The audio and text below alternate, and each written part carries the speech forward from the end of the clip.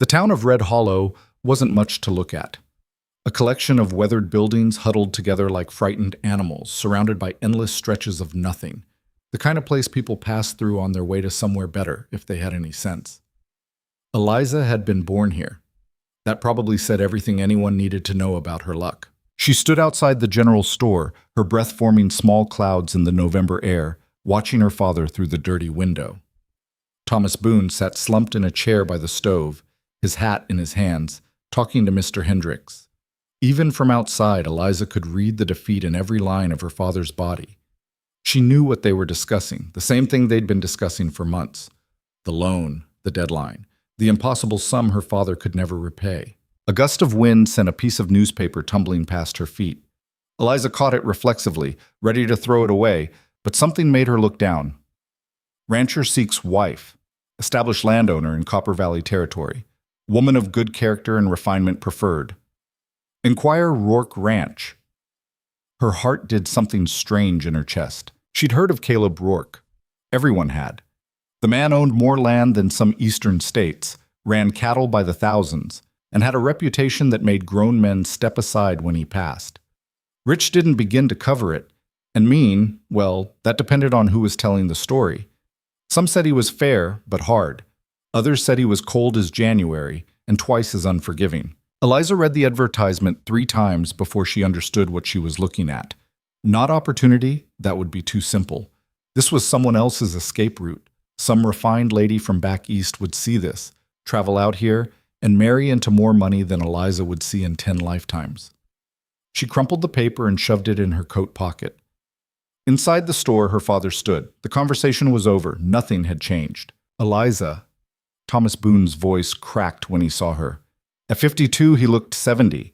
4 years of drought, 2 years of trying to recover, and now this.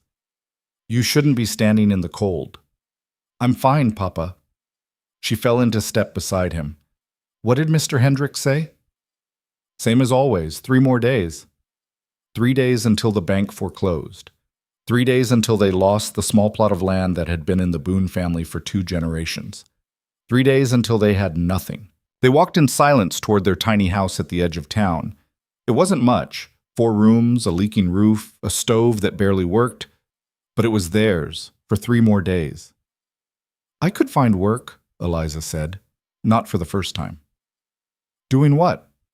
Her father's voice held no anger, just exhaustion. There's no work, Eliza. Not here. Not anywhere close enough to matter. Then somewhere else. Denver, San Francisco. I could... No. Thomas stopped walking. I won't have you going to some city alone. I won't. Papa, I mean it, Eliza. We'll figure something out. But they wouldn't. They both knew it. That night, Eliza sat by the stove with the crumpled advertisement spread on her lap. The fire threw dancing shadows across the words. Woman of good character and refinement preferred. She almost laughed. She had character. Life had beaten that into her whether she wanted it or not. But refinement? She looked at her hands. Rough, calloused, the nails broken from work. Her dress was patched in 3 places. Her shoes had holes she'd stuffed with newspaper. Refined she was not. But desperate? That she had in abundance. The idea that formed in her mind was insane, completely insane. She knew that. But she kept thinking about it anyway, turning it over like a smooth stone, looking for the sharp edges that would cut her. What if she went? Not as some refined lady, not pretending to be something she wasn't, but just showing up, stating her case, offering herself in exchange for enough money to save her father's land. It was humiliating even to think about. And yet, 3 days, that's all they had. She didn't sleep that night. The next morning, Eliza made her decision. She found her father fixing the fence behind their house. A pointless task now, but he needed to keep his hands busy. Papa, I need to tell you something. He looked up, saw her face, and set down his hammer. What is it? I'm going to fix this, the debt, all of it. Thomas Boone went very still. Eliza, what did you do? Nothing yet, but I'm going to. She pulled out the advertisement. I'm going to Copper Valley, to the Rourke Ranch. Her father read the paper once, then looked at her like she'd lost her mind. Absolutely not. Papa, I said no. I won't have you selling yourself like what? Eliza's voice went hard. Like livestock? Papa, the bank is going to take everything in 2 days. Everything. At least this way you keep the land, you keep the house, you keep something. Not at that cost. It's my choice. She met his eyes.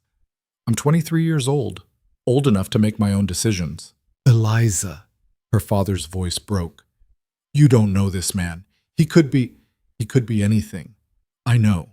But I know what happens if I don't try.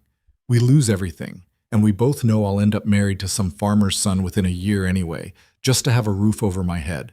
At least this way, it means something. Thomas Boone looked at his daughter, really looked at her. When had she gotten so hard, so determined? He still saw the little girl who used to bring him wildflowers. But that girl was gone, carved away by hunger and worry, and watching him fail. There has to be another way, he said quietly. There isn't. We both know there isn't. The silence stretched between them. If he hurts you, Thomas started, then I'll deal with it, like I deal with everything else. That afternoon, Eliza packed. It didn't take long. She didn't own much. 2 dresses, both worn, a coat with a torn lining, a brush with missing bristles, a photograph of her mother, dead these 10 years. She stood in front of the cracked mirror in her room and tried to see what Caleb Ror would see. A thin woman with dark hair and darker eyes, sharp cheekbones that came from missing too many meals, skin weathered by wind and sun. Nothing soft about her, nothing refined. He was going to laugh her off his property. But she was going anyway. The stagecoach to Copper Valley left at dawn. Eliza used almost the last of their money for the ticket. Her father didn't try to stop her again. He just held her for a long time at the station, his hands shaking. You come home if it doesn't work, he said. You hear me? You come straight home. I will, Papa. They both knew she was lying. The journey took 2 days. 2 days of bouncing on hard seats, sleeping fitful hours with her head against the window, eating nothing because she couldn't afford the food at the stations. The other passengers gave her curious looks but didn't speak to her. She was clearly poor, clearly alone. Nothing good to be found in conversation there. On the second afternoon, the landscape changed. The flat, dead plains gave way to rolling hills. Brown grass shifted to green. Trees appeared, then became thick. Water ran in the creeks. This was good land. Rich land. The kind of land that made men powerful. The stage stopped in Copper Valley just as the sun was setting. The town was 3 times the size of Red Hollow, with actual streets, actual buildings that looked permanent, a hotel, a bank, a restaurant with glass windows, money. That's what she was seeing, what money could build. You getting out, miss? The driver was looking at her. Yes, sorry. Eliza climbed down with her small bag. The street was busy with evening traffic. People looked prosperous, well-fed, the kind of people who didn't know what it meant to choose between heating and eating. Excuse me, she said to a woman passing by.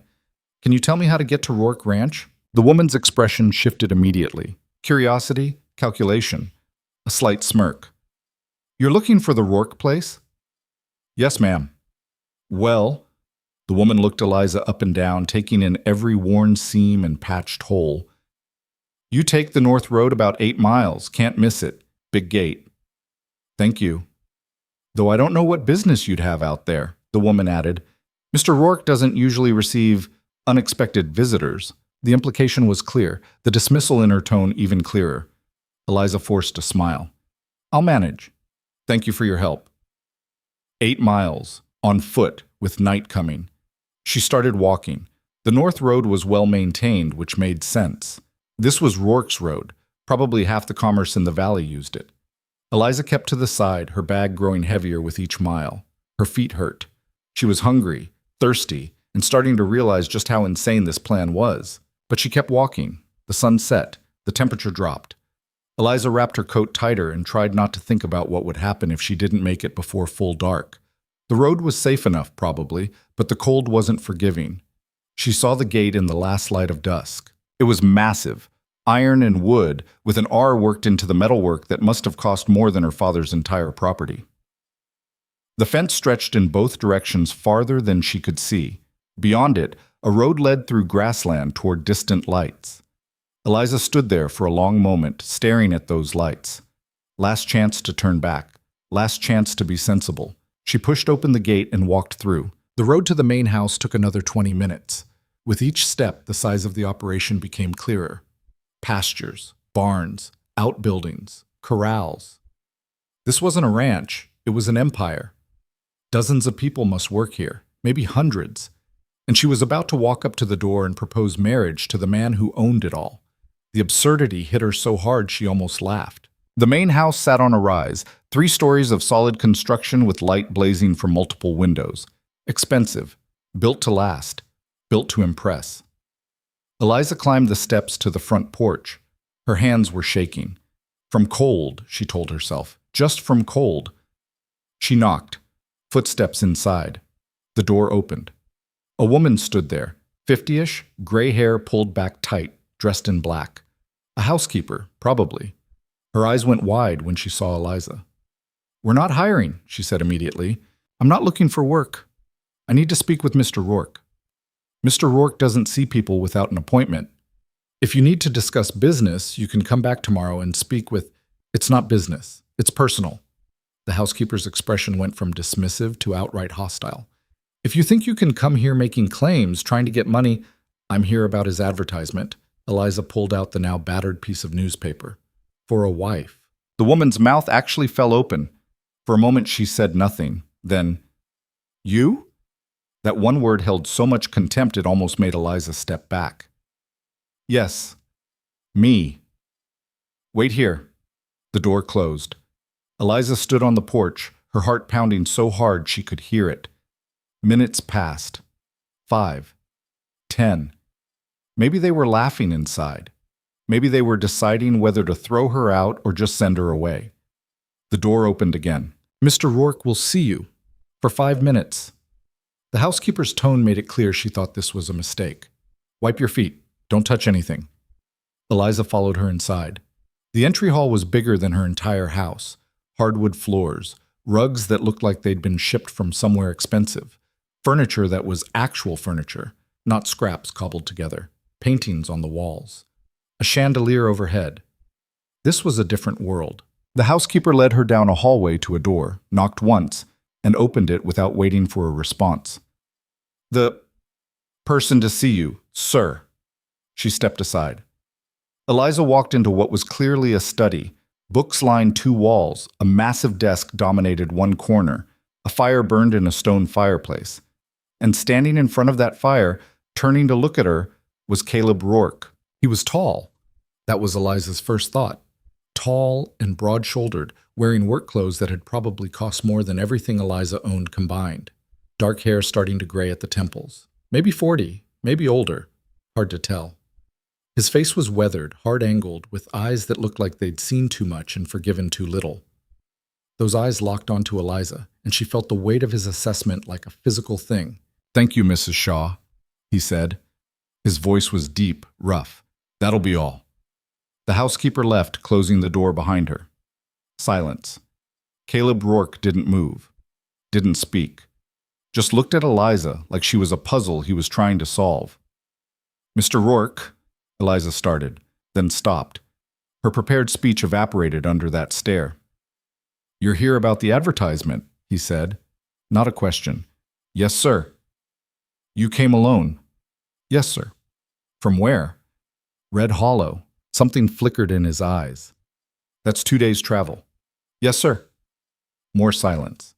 He was waiting for her to explain, to justify, to make her case. Eliza lifted her chin. "I know I'm not what you were expecting. I know I'm not refined or educated or any of the things that advertisement asked for. But I'm honest, I'm a hard worker, and I won't make trouble." "Why are you here?" The question was so direct it caught her off guard. My father has debts. The bank is foreclosing. I thought—" She stopped, hating how this sounded, how desperate. "I thought maybe we could make an arrangement." "An arrangement?" His tone was flat, unreadable. "Yes, sir. Marriage in exchange for money to pay off the debts." "I see." Caleb Rourke walked to his desk, poured himself a drink from a crystal decanter. He didn't offer her one. And what makes you think I need a wife badly enough to pay off someone else's debts? I don't know if you do, but you placed that advertisement, so you must need something. Perhaps, but I was expecting someone different. I know. You're not what I asked for. No, sir. You're poor. Yes, sir. Desperate. Eliza flinched, but yes, sir. Caleb Ror drank his whiskey in one swallow, set the glass down, and looked at her again. How much does your father owe? $300. His laugh was short, sharp, not amused. You traveled 2 days to sell yourself for $300. The words hit like a slap, because that's exactly what she was doing, wasn't it? My father's land is worth more than that, Eliza said quietly. To him, to me. Maybe not to you, but to us, it's everything. Everything. He repeated the word like he was testing it. And what would I get in this arrangement? A wife who resents me? Who's only here because she had no other choice? You'd get honesty, no pretending, no games. I won't lie to you about why I'm here or what I want. Which is? To save my father. Not money for yourself, not comfort, not security. Those things would be nice, Eliza admitted, but that's not why I knocked on your door. Caleb Ror studied her for a long moment.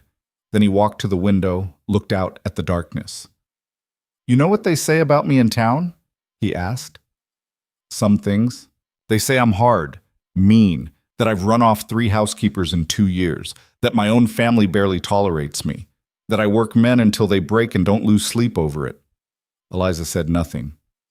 Are you afraid? He asked. Yes, sir.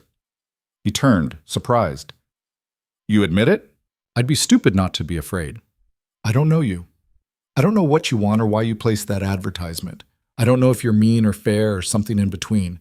All I know is I'm standing in your house asking you to marry me in exchange for money, which makes me either very brave or very desperate. Which is it? Eliza met his eyes. Both. For the first time, something like interest crossed Caleb Ror's face. My family expects me to marry well, he said. Someone from a good family, educated, refined. Someone who will bring connections, prestige. They've been pushing women at me for years. Then why advertise? Because I'm tired of their choices. Tired of women who see dollar signs instead of a man. Tired of being managed. He walked back to his desk. But you're not their choice. You're nobody's choice. You're poor, rough-handed, desperate enough to propose to a stranger. Each word was designed to wound. Eliza felt them land.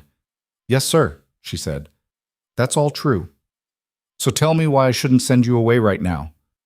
This was it, the moment that mattered. Eliza took a breath. Because if you marry one of those refined ladies your family wants, you'll spend the rest of your life wondering if she actually wants you or just your money. You'll never know if she stays because she wants to or because leaving would cost too much. But me? She gestured at herself. I'm telling you right now, up front, exactly what I want and why I'm here. No surprises later. No disappointment when the mask comes off. This is it, what you see. Honesty? Yes, sir. Even if that honesty is ugly. Especially then. Caleb Ror sat down in his chair, leaned back, and looked at her for a long time. Eliza forced herself to stay still, to not fidget, to let him look. Finally, what's your name? Eliza Boone. How old are you, Eliza Boone? 23. Ever been married before? No, sir. In love? The question surprised her. No, sir. Any prospects back in Red Hollow? No, sir. Family besides your father? No, sir. My mother died when I was 13. He nodded slowly. You can read and write? Yes, sir. My mother taught me before she passed. Cook? Well enough. Sew? Yes, sir. Run a household? I've run ours since my mother died. This household has 12 people in it, plus ranch hands who eat here during busy seasons. That's 40, 50 people some weeks. Eliza's stomach dropped. She'd been thinking about cooking for 2, maybe 3, not dozens. I can learn, she said. Can you? He leaned forward. Or are you just saying what you think I want to hear? I can learn. I'm not stupid, and I work hard. Prove it. Sir? Stay the night. Tomorrow, work. If Mrs. Shaw thinks you're worth keeping, we'll talk again. If not, I'll pay for your stage ticket home and you can tell your father you tried."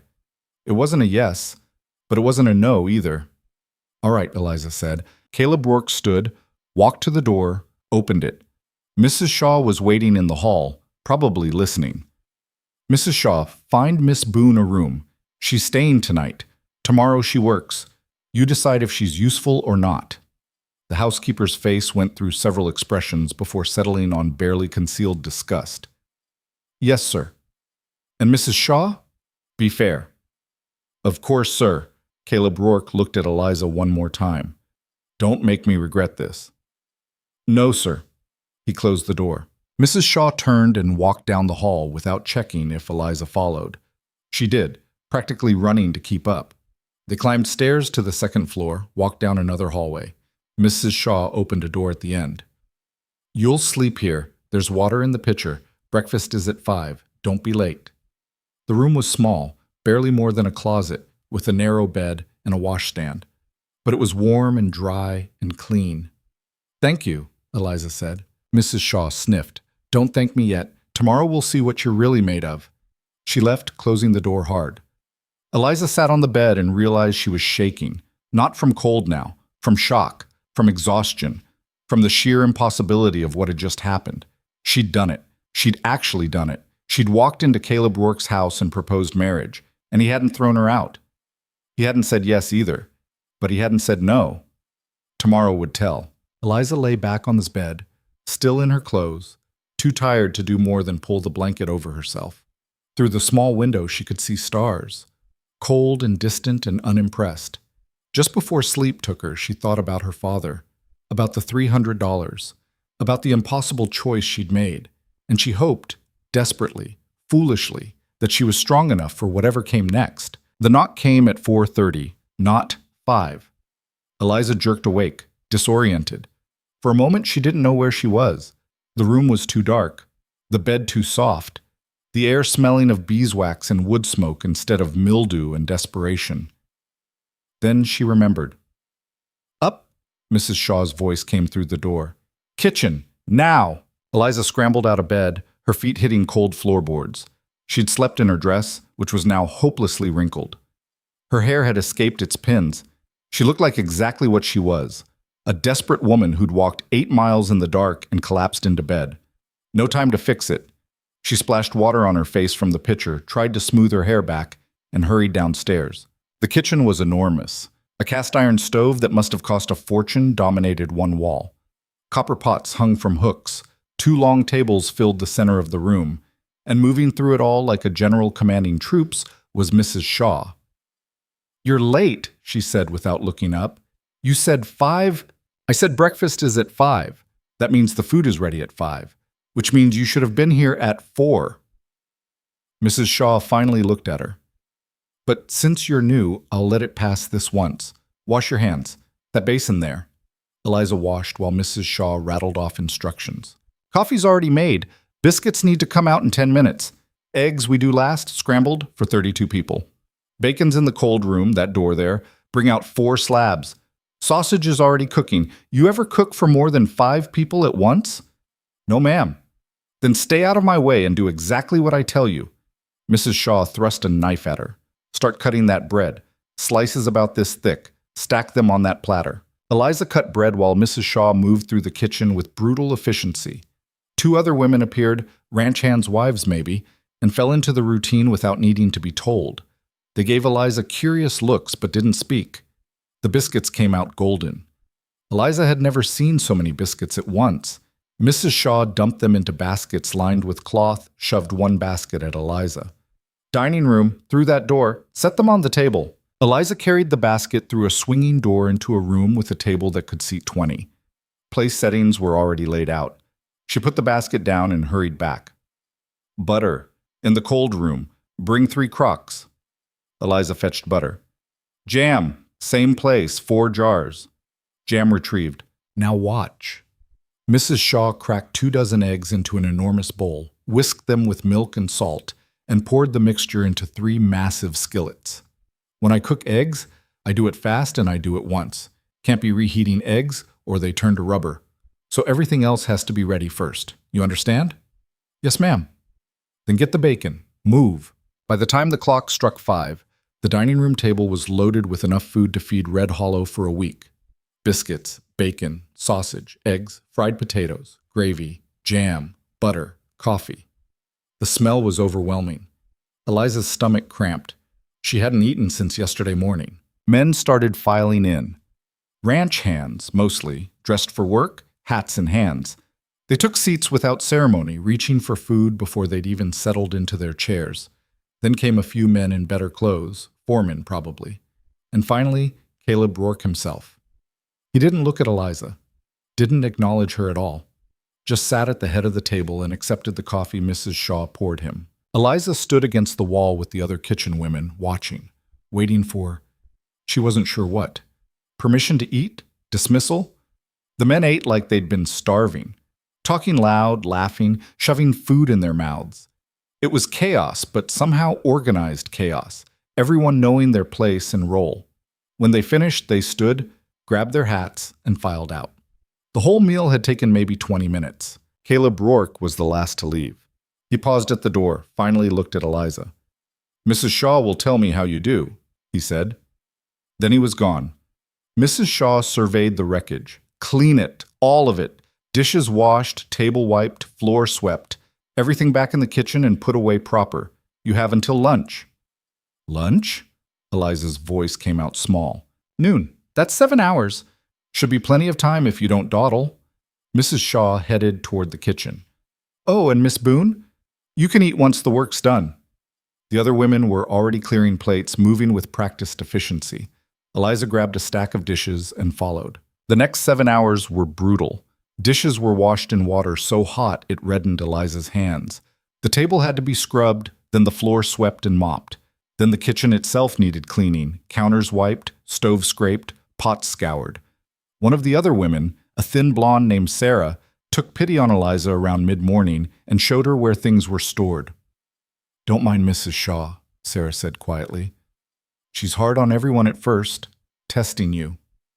Testing for what? Whether you'll quit. Sarah handed Eliza a scrub brush. 3 women have quit in the last month. Couldn't take it. Why is she so angry? She's not angry. She's protective. This ranch runs smooth because she runs it smooth. She doesn't like disruption. Sarah glanced toward where Mrs. Shaw was barking orders at someone else. And you, showing up out of nowhere, talking about marrying Mr. Rourke, that's about as much disruption as it gets. By 11, Eliza's back ached and her hands were raw. But the kitchen gleamed, everything was in its place, the floor you could eat off of. Mrs. Shaw inspected the work without comment, then pointed at a chair. Sit, eat. There was bread and butter on the table, leftover biscuits, some bacon. Eliza tried to eat slowly, like a civilized person, but she was so hungry she nearly choked. Mrs. Shaw watched her with an unreadable expression. When's the last time you had a full meal? She asked. I don't remember. Truth? Yes, ma'am. Mrs. Shaw's mouth tightened. Your father. The debt. How bad is it really? We're 3 days from losing everything. And you thought marrying a stranger was the answer. I thought it was the only answer. Mrs. Shaw poured herself coffee, sat across from Eliza. For a moment, the hard mask cracked, and Eliza saw something almost like sympathy. I was 20 when I married Mr. Shaw, the older woman said. Thought I was so in love. Thought love would be enough. She laughed without humor. He drank. Beat me when the mood struck him. Died falling off his horse when I was 35, drunk as usual. You know what I felt? Eliza shook her head. Relief. Mrs. Shaw sipped her coffee. I'm not telling you this to scare you. I'm telling you because you're walking into something you don't understand. Marriage isn't romance and flowers. It's hard. Harder when the man's got power and money and you've got nothing. I know. Do you, or do you just think you do? Eliza met her eyes. I know that whatever happens here can't be worse than watching my father starve. I know I'd rather take my chances with Caleb Ror than spend the rest of my life wondering if I should have tried. Mrs. Shaw studied her for a long moment. Then she stood. Lunch is in an hour. Same routine as breakfast, but add soup and bread pudding for after. Think you can handle it? Yes, ma'am. Then let's see. Lunch was chaos again. More food, more hungry men, more noise. But this time Eliza knew the rhythm. She moved faster, anticipated what Mrs. Shaw needed before being asked. It still wasn't smooth, but it was better. After lunch came more cleaning, then preparing for dinner. Somewhere in there, Eliza lost track of time. She just worked, moving from one task to the next, her body operating on instinct while her mind went numb. Dinner was the biggest meal. Roast beef, potatoes, 3 kinds of vegetables, pies. The dining room filled not just with ranch hands, but with other people.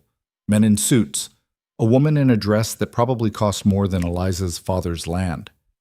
Family, she realized. Caleb Ror's family. She caught glimpses through the doorway as she ferried dishes. An older man who looked like Caleb, but softer. A younger man with Caleb's build, but meaner eyes. The woman in the expensive dress, beautiful in a cold way, laughing at something. They were everything Eliza wasn't. Polished, educated, comfortable in a way that came from never having worried about money. And they were looking at Caleb expectantly, like they were waiting for something. Eliza focused on her work, but she couldn't help listening. Simply saying that Miss Hastings would be an excellent match. The older man's voice. Her father owns half of... I know what he owns, Marcus. Caleb's voice, flat. Then you understand the advantage. I understand you want me married to your business partner's daughter. It's a sound arrangement, Caleb. You gain connections, capital for expansion. I have enough capital. But the opportunity, no. Silence. Then the woman's voice, smooth as honey. Caleb, darling, no one's forcing you. We just want you to be happy and practical. Miss Hastings is both beautiful and sensible. Surely that's worth considering. I'll consider it, Victoria. Same way I've considered the dozen other women you've pushed at me this year. We're not pushing. You are. You have been. And I'm done. A chair scraped. Excuse me. Footsteps. Caleb Ror walked past the kitchen doorway without looking in. Mrs. Shaw, who'd been silent through all this, shook her head. That's the family, she said quietly. His brother Marcus thinks he should be running this ranch. His sister-in-law Victoria thinks she should be running the family. They've been trying to marry him off for years. Control the wife, control the man. And Mr. Rourke doesn't trust easy, doesn't forgive at all, and he'll be damned before he lets anyone tell him what to do. Mrs. Shaw gave Eliza a long look. Which is probably why you're still here. You're not what they want, which makes you interesting to him. Eliza didn't know what to say to that. The evening dragged on, more cleaning, more dishes, more exhaustion. Finally, around 9, Mrs. Shaw dismissed the kitchen staff. You worked hard, she told Eliza. Not praise exactly, just fact. Tomorrow's the same. If you're still here, I'll be here. We'll see. Eliza climbed the stairs to her small room, every muscle screaming. She washed her face, sat on the bed, and stared at her hands. They were worse than this morning, red, cracked, bleeding in places. She was so tired she could cry, but she'd done it. She'd survived the first day. The knock on her door startled her. Miss Boone? Mr. Rourke wants to see you. His study. Eliza's heart jumped. She stood, tried to smooth her dress, still the same wrinkled, stained dress from yesterday, and followed the voice downstairs. The study door was open. Caleb Ror sat behind his desk, paperwork spread in front of him. He looked up when she entered. Close the door. She did. Sit. Eliza sat in the chair across from him, her hands folded in her lap to hide the shaking. Caleb Ror set down his pen. Mrs. Shaw says you worked hard today. Didn't complain. Kept up. I tried.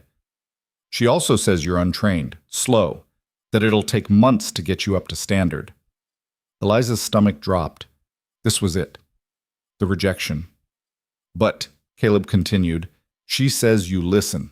Follow instructions. Don't make excuses. He leaned back in his chair. That counts for something. Thank you, sir. Don't thank me yet.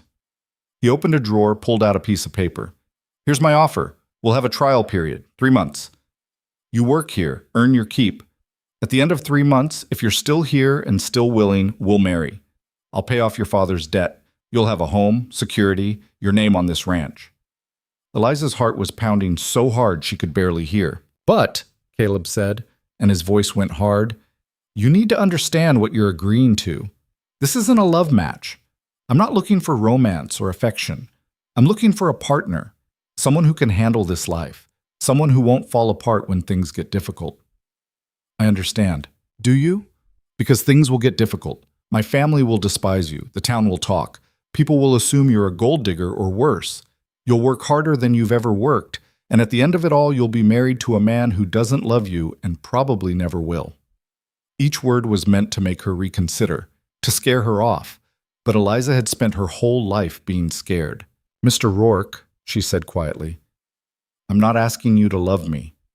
I'm not even asking you to like me. I'm asking you for a chance to prove I can be useful. That's all. Why? Because my father's going to lose everything. Because I have no prospects and no future.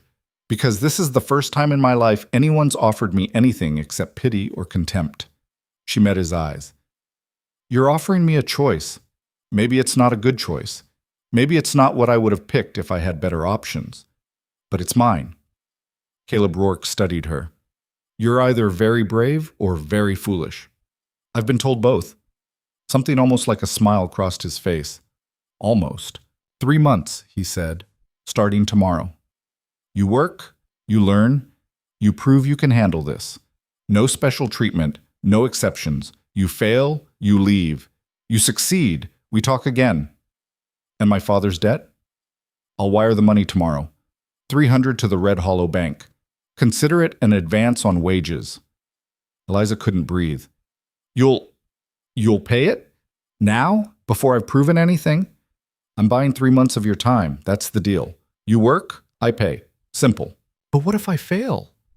What if I can't do it? Then I'm out $300. I've lost more on bad cattle. He picked up his pen again. Do we have an agreement? Yes. The word came out barely a whisper. Yes, sir. Then go get some sleep. Tomorrow starts early. Eliza stood, walked to the door, then stopped. Mr. Rourke. What? Why are you doing this? Really? He looked at her for a long moment. Because everyone else wants to tell me what to do, and you're the only one who asked. That night, Eliza lay in bed and thought about what she'd just agreed to. 3 months. 3 months to prove she was worth keeping. 3 months to learn how to run a household 3 times the size of any she'd ever known. 3 months under the watch of people who already hated her.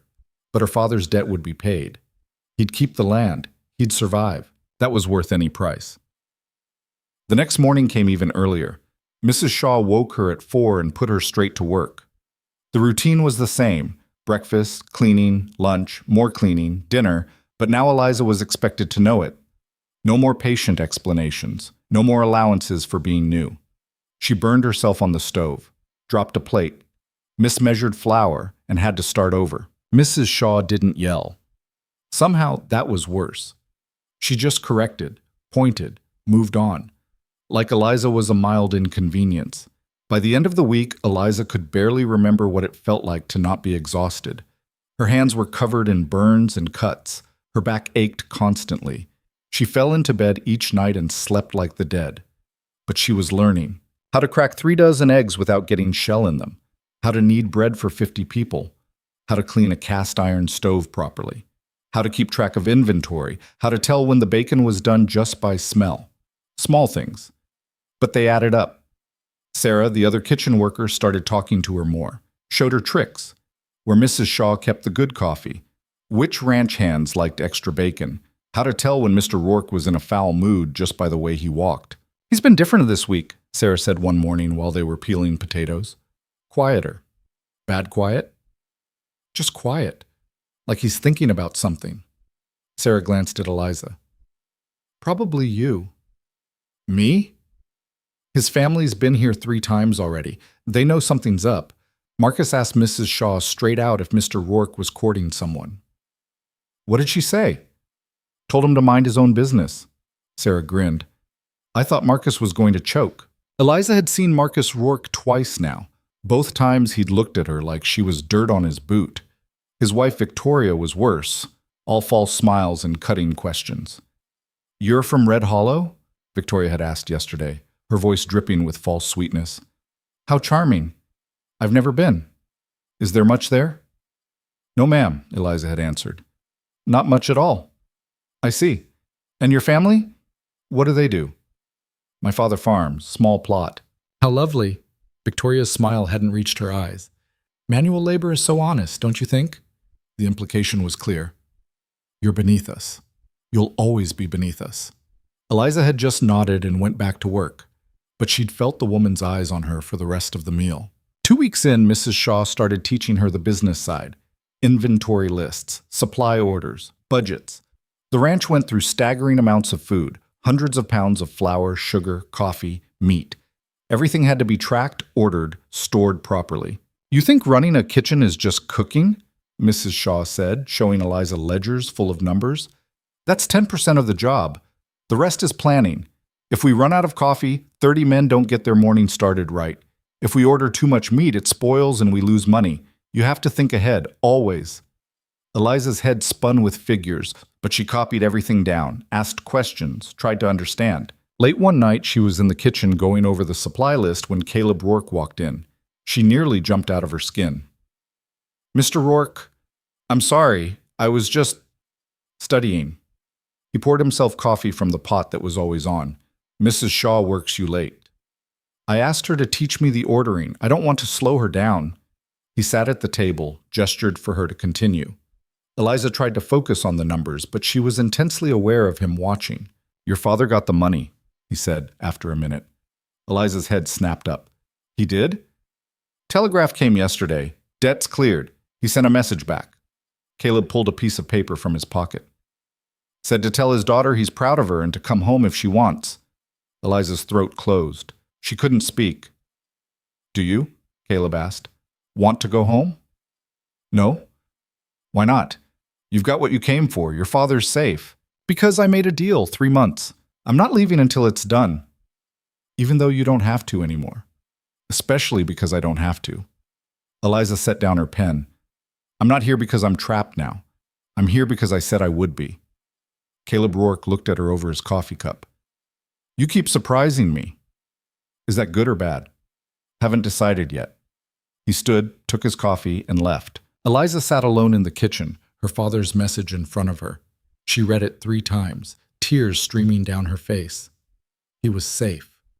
The land was safe. Everything she'd come here to accomplish was done, and she was staying anyway. The realization should have terrified her. Instead, it felt right. The 4th week brought the first real test. A group of investors arrived from Denver, 8 men and their wives, come to discuss expanding the railroad through Rourke land. They'd be staying for 3 days.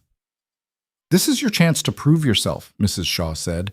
These people expect perfect service, perfect food, perfect everything. One mistake, and they'll tell everyone that Caleb Ror can't even run his own household. The pressure was enormous. Special menus had to be planned, guest rooms prepared. Everything had to be immaculate. Eliza worked 20-hour days, learning which fork went where, how to serve from the left, clear from the right, how to press tablecloths so they had perfect creases. 1,000 small details that separately meant nothing but together meant everything. The first dinner was terrifying. Eliza helped serve, moving through the dining room with the other staff, trying not to shake. The investors were loud, demanding, particular. One man sent back his soup because it wasn't hot enough. A woman complained that her meat was too rare. Mrs. Shaw handled it all with icy calm, but afterward, in the kitchen, she was furious. Idiots, she muttered.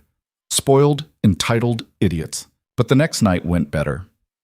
And the night after that, better still. By the time the investors left, Mrs. Shaw actually smiled. You did well, she told Eliza. Not perfect, but well enough. Coming from Mrs. Shaw, that was high praise. Caleb Ror seemed pleased too. He didn't say anything directly, but Eliza caught him watching her during meals, something thoughtful in his expression. His family noticed too. The new help seems competent, Victoria said sweetly at dinner one night. Where did you find her, Caleb? She found me, Caleb answered. How resourceful. Victoria's smile was poison. And she's staying long? As long as she wants. Marcus leaned forward. Caleb, we need to discuss Miss Hastings. Her father's getting impatient. If you're going to make an offer, I'm not. But I said no, Marcus. Let it go. You can't just keep refusing every suitable woman we watch me. The tension at the table was thick enough to cut. Eliza kept her eyes down, pretending to be invisible. Later, she heard them arguing, voices coming from Caleb's study, angry and sharp. You're being stubborn for the sake of being stubborn. I'm being selective. There's a difference. Selective? You haven't shown interest in anyone in 5 years. That's not true. Silence. Then Victoria's voice, dangerous. What does that mean? It means I'm handling my own affairs. Stay out of it. More arguing, but the words blurred together. Eliza hurried back to the kitchen before anyone saw her listening. Sarah was washing dishes. They always fight like that, she said. Marcus thinks he should be running things. Victoria thinks marrying Caleb off to someone she can control is the answer. And Mr. Rourke doesn't trust either of them as far as he can throw them. Sarah handed Eliza a towel. His father left the ranch to Caleb, not Marcus. That's never sat right with the family. They've been trying to undermine him for years. Why doesn't he just throw them out? Because they're family, and out here family means something, even when it shouldn't. That night, Eliza couldn't sleep. She kept thinking about the arguing, about Victoria's suspicious questions, about Marcus's anger. She was a complication in their plans, an unknown variable, and they were going to do something about it. The confrontation came at the end of week 5. Eliza was alone in the kitchen, finishing the morning cleanup, when Victoria walked in. She was dressed in riding clothes, beautiful as always, her smile sharp. Eliza, isn't it? Yes, ma'am. I've been meaning to have a chat with you. Victoria sat at the table, arranged her skirts. Woman to woman. Eliza's stomach clenched. Ma'am, I think we both know what you're doing here. I'm working, ma'am, earning my keep. Please, Victoria's laugh was ice. Let's not pretend. You're a poor girl from nowhere who saw an opportunity and took it. I can't blame you for trying, but you need to understand something. What's that, ma'am?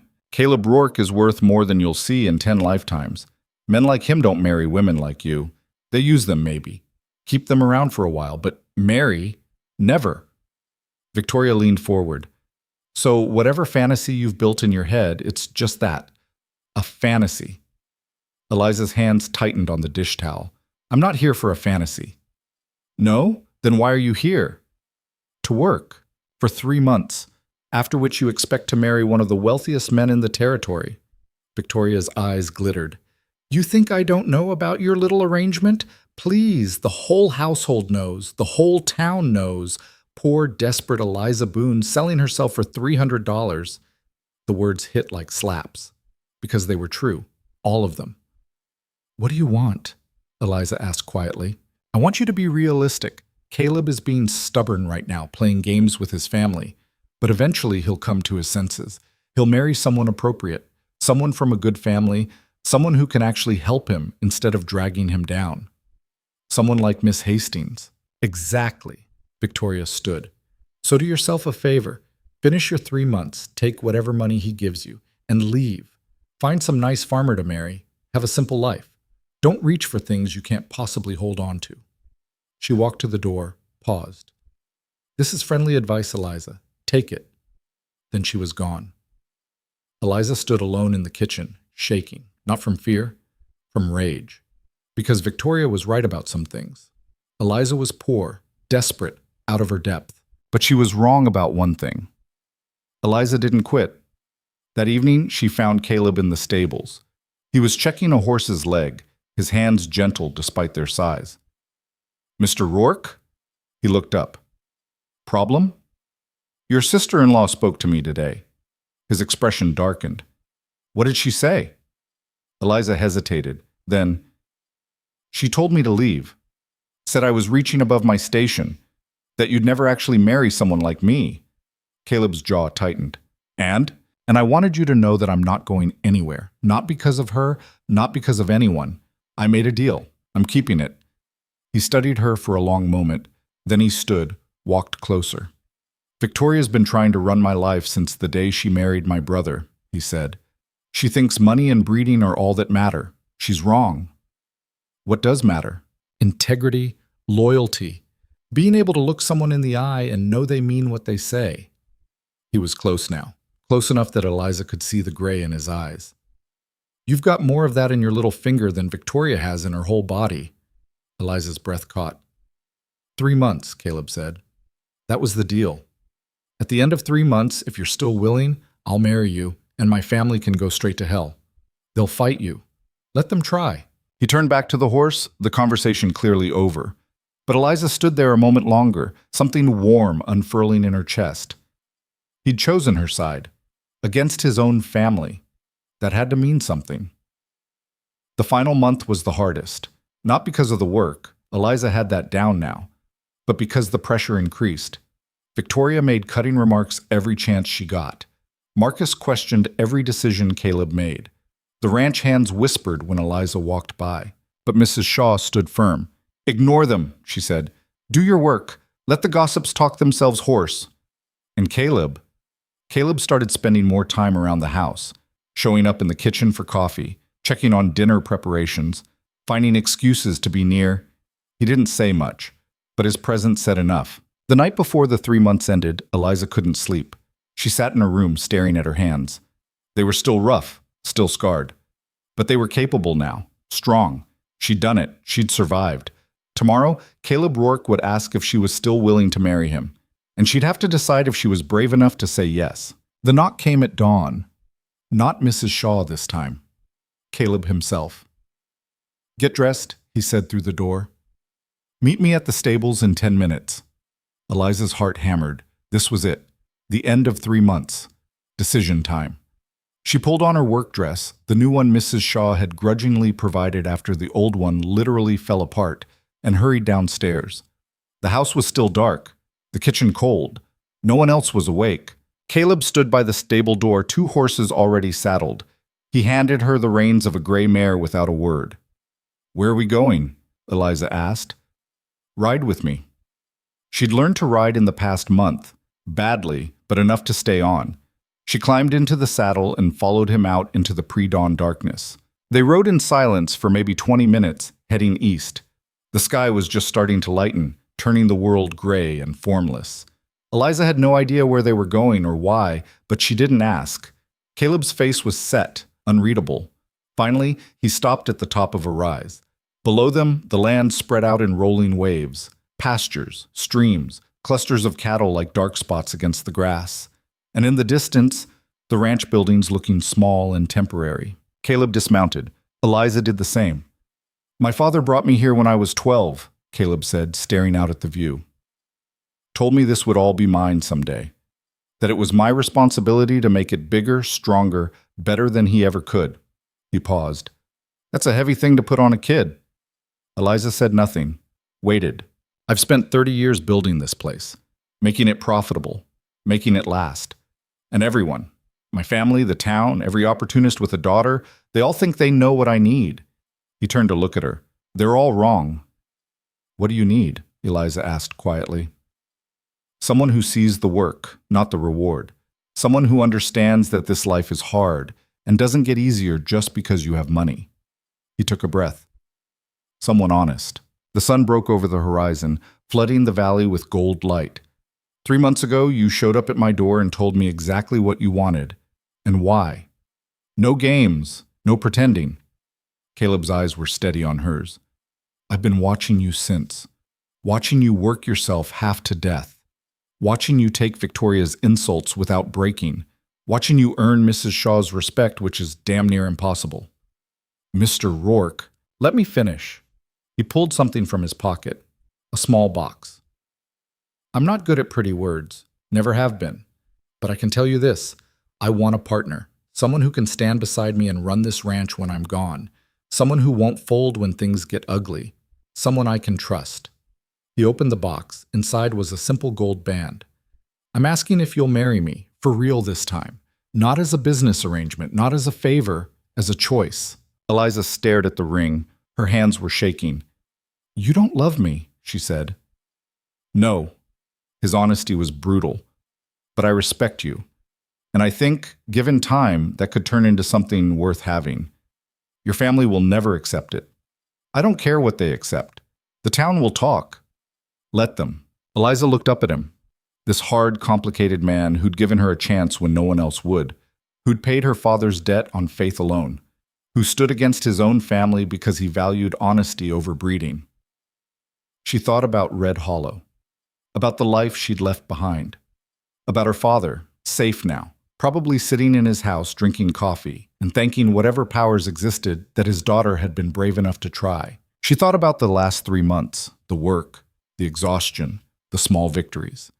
Mrs. Shaw's grudging approval, Sarah's friendship, the feeling of being useful, needed, part of something bigger than survival.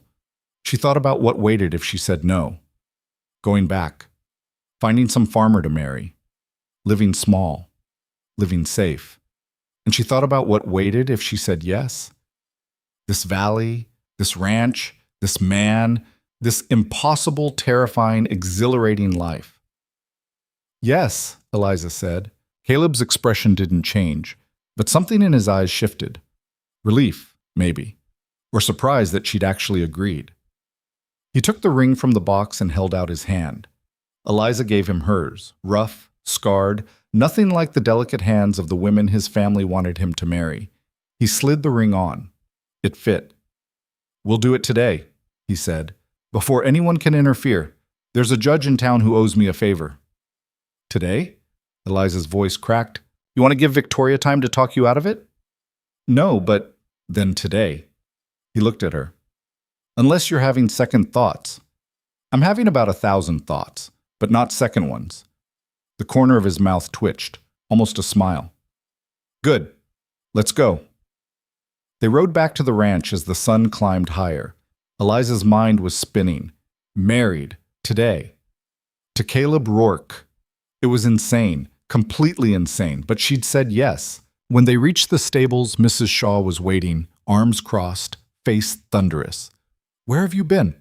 Breakfast is in 20 minutes and nothing's—" She stopped, seeing their faces, seeing the ring on Eliza's finger. "Oh. We're going to town," Caleb said, dismounting. "We'll be back this afternoon. Married." Mrs. Shaw's eyes went wide. "Today? You're doing it today?" "Yes. But the family can find out after." Caleb handed his reins to a stable hand. "Tell them whatever you want. Tell them nothing. I don't care." Mrs. Shaw looked at Eliza. For a long moment, neither spoke. Then the older woman's face softened, just slightly. "You'll want to change," she said. "Can't get married in a work dress." "I don't have anything else." "Yes, you do. Come with me." Eliza followed Mrs. Shaw into the house, up to the housekeeper's own room. From a trunk, Mrs. Shaw pulled out a dress. Simple, blue. Clean. "This was mine," she said, "from before Mr. Shaw showed his true colors. It'll fit you more or less." "Mrs. Shaw, I can't." "You can and you will. I'm not having people say Caleb Ror's wife got married in rags." She thrust the dress at Eliza. "Change, quickly. He'll want to leave soon." Eliza changed, her fingers fumbling the buttons. The dress was a little loose in the waist, a little tight in the shoulders, but it was clean and whole and infinitely better than anything she owned. Mrs. Shaw pinned Eliza's hair up, fussing in a way she never had before. "You're sure about this?" she asked quietly. "No, but I'm doing it anyway." "That's either brave or stupid." "Probably both." Mrs. Shaw stepped back, examined her work. "You'll do." Then softer. "He's a hard man, Eliza, but he's fair, and he keeps his word. That's more than most can say." "I know. And if he ever raises a hand to you, you come straight to me. Understand?" Eliza's throat tightened. "Yes, ma'am." They went downstairs. Caleb was waiting with a buggy, wearing what passed for his good clothes, still workwear, but clean. He looked at Eliza and nodded once. "You look presentable." "High praise," Mrs. Shaw muttered. They climbed into the buggy. As they pulled away, Eliza saw faces in the windows. Sarah. Some of the ranch hands. Word was already spreading. The ride to town was quiet. Caleb drove with his eyes on the road. Eliza sat beside him, trying not to think about what was about to happen, trying not to panic. "You can still change your mind," Caleb said. "So can you." "I asked the question. I don't take it back." "Then neither do I." He glanced at her. Stubborn. "You knew that already." "Yeah, I did." They reached Copper Valley by mid-morning. Caleb drove straight to a large house on the edge of town and knocked. A man answered, 60-ish, gray beard, sharp eyes. Caleb Ror. Didn't expect to see you today. Judge Hartley, need a favor. The judge looked past Caleb to Eliza, understanding dawning. I see. Come in. The ceremony was brief, perfunctory. The judge's wife served as witness, a pleasant woman who kept giving Eliza encouraging smiles. They stood in the front parlor while the judge read from a book, the words washing over Eliza like water. Do you take this man? Do you take this woman? I do. I do. The judge pronounced them married. Caleb shook his hand. Eliza signed the certificate in her careful script. And just like that, it was done. She was Mrs. Ror. The judge's wife insisted they stay for coffee and cake. Eliza sat in a stranger's parlor drinking coffee from a china cup, a gold ring on her finger, married to a man she barely knew.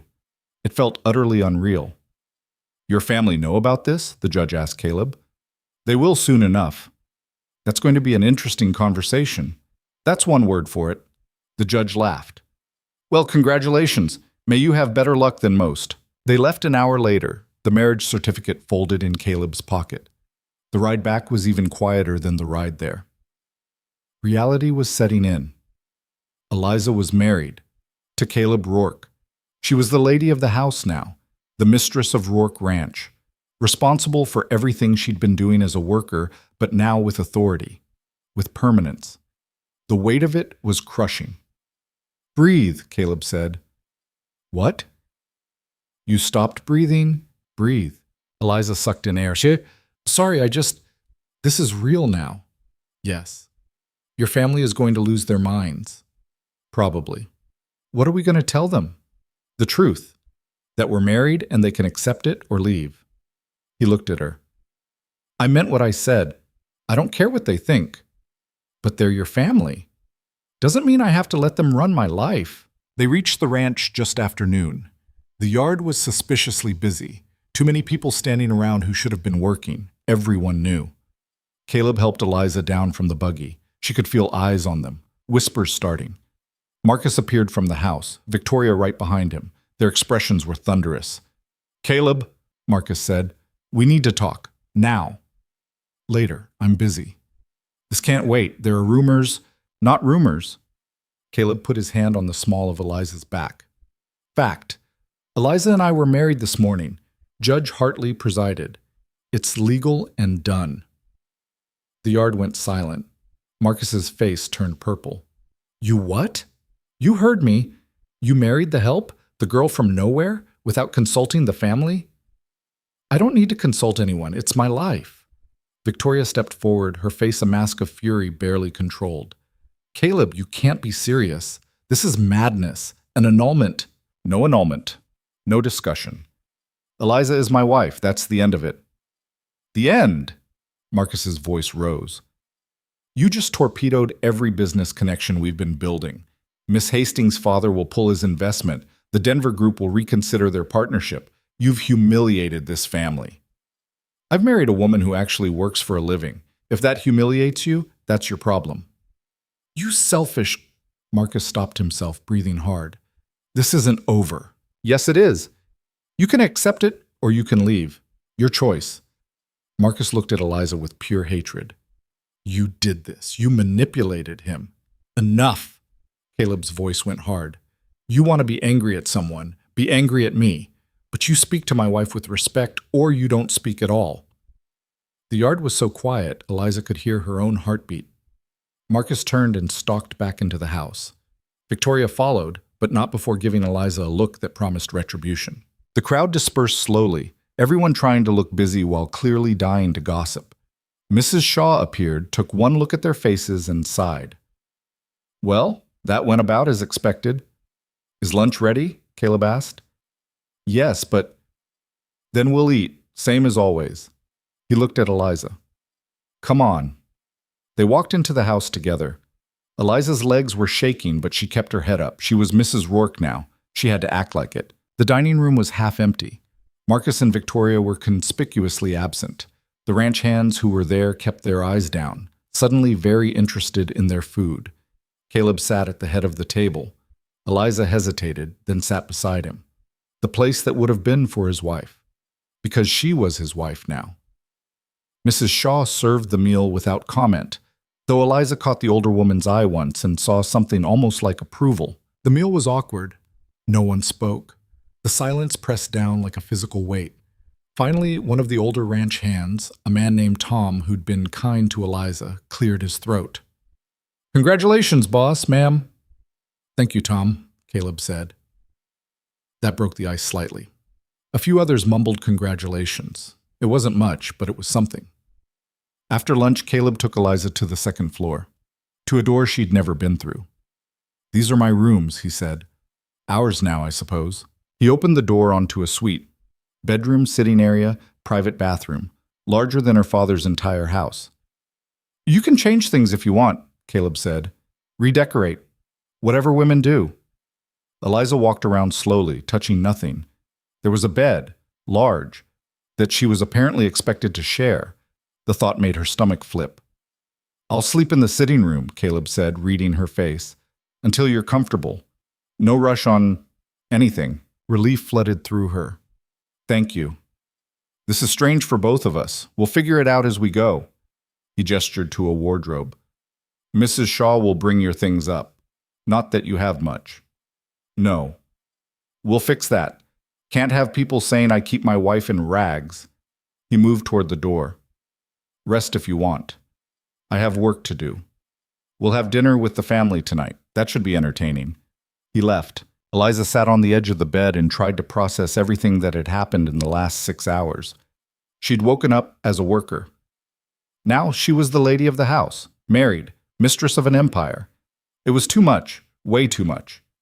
A knock on the door. Mrs. Shaw entered carrying Eliza's pathetic bundle of possessions. "Where do you want these?" "I don't know. Anywhere." Mrs. Shaw set them down, then looked at Eliza. "You all right?" "I don't know that either." The older woman sat beside her. "First day I became Mrs. Shaw, I cried for 3 hours, scared out of my mind. Didn't know if I'd made the right choice." She paused. "Turned out I hadn't. But that's not your story." "How do you know?" "Because Caleb Ror is nothing like my husband. He's hard, yes, but he's not cruel, and he chose you, against everyone's advice, against his family's wishes. That means something. Or he's just being stubborn. Maybe.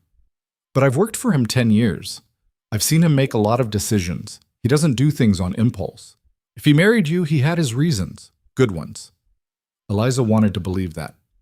"His family hates me." "His family hates anyone they can't control. Don't take it personal." "How can I not take it personal when Victoria looks at me like I'm something she scraped off her shoe?" Mrs. Shaw stood. "By remembering that you're Mrs. Rourke now, you outrank her. This is your house, and if she can't show respect, she can leave." "I can't throw out his family." "Maybe not, but you can make it clear they don't run things anymore. You do." She headed for the door. "Dinner's at 6. Wear something nice. Show them you're not intimidated." "But I don't have anything nice." Mrs. Shaw paused. "Check the wardrobe. 3rd drawer." After she left, Eliza opened the wardrobe. The 3rd drawer held dresses. New dresses. Simple, but well made. In her size. Mrs. Shaw must have ordered them weeks ago, prepared for this. Eliza's throat tightened. The hard, harsh woman who'd tested her mercilessly had been quietly planning for her success all along. She chose a dark green dress, changed into it, and tried to see herself as Caleb's wife instead of desperate Eliza Boone from Red Hollow. It didn't work. She still saw the same scared girl. But she stood up straighter anyway. Dinner was a battlefield. The whole family was there. Marcus and Victoria. Caleb's father Edmund, an older, softer version of Caleb who'd apparently been living in the guest house and staying out of ranch business for years. A cousin named James who worked as foreman, and several others whose names Eliza didn't catch. They all stared at her when she walked in. Caleb stood, pulled out the chair beside him. Eliza sat. Edmund cleared his throat. "Well, this is unexpected." "Life's full of surprises," Caleb said. "Indeed." The old man looked at Eliza. "Welcome to the family, my dear. I'm sorry we're meeting under such unusual circumstances." "Thank you, sir." "Don't encourage this, father," Marcus snapped. "This marriage is a mistake, an embarrassment. It's done, Edmund said mildly. No point arguing about it now. There's every point. Caleb's thrown away years of careful planning. Miss Hastings didn't want me, Caleb interrupted. She wanted the ranch, the money, the connections, same as all the others you've pushed at me. That's how these things work. Marriage is a business arrangement. For you maybe, not for me. Victoria leaned forward, her voice honey-sweet poison. Caleb, darling, we're not trying to be difficult. We just want to understand. What exactly does this girl bring to the marriage? No connections, no dowry, no education to speak of. She brings honesty, Caleb said, and loyalty, and the ability to work harder than anyone in this room. How lovely. I'm sure that will be very useful when we're trying to negotiate contracts with people who care about breeding and social standing. Then I'll negotiate my own contracts, like I always have. The meal was served. Eliza barely tasted it. She kept her eyes on her plate, acutely aware of being examined, judged, found wanting. James, the cousin, tried to ease the tension. So Eliza, Red Hollow, that's a long way from here. Yes, sir. What brought you all the way out to Copper Valley? Eliza glanced at Caleb. He gave a slight nod. I saw an advertisement, she said, for a wife. I needed money to save my father's land, so I came. The honesty made several people choke on their food.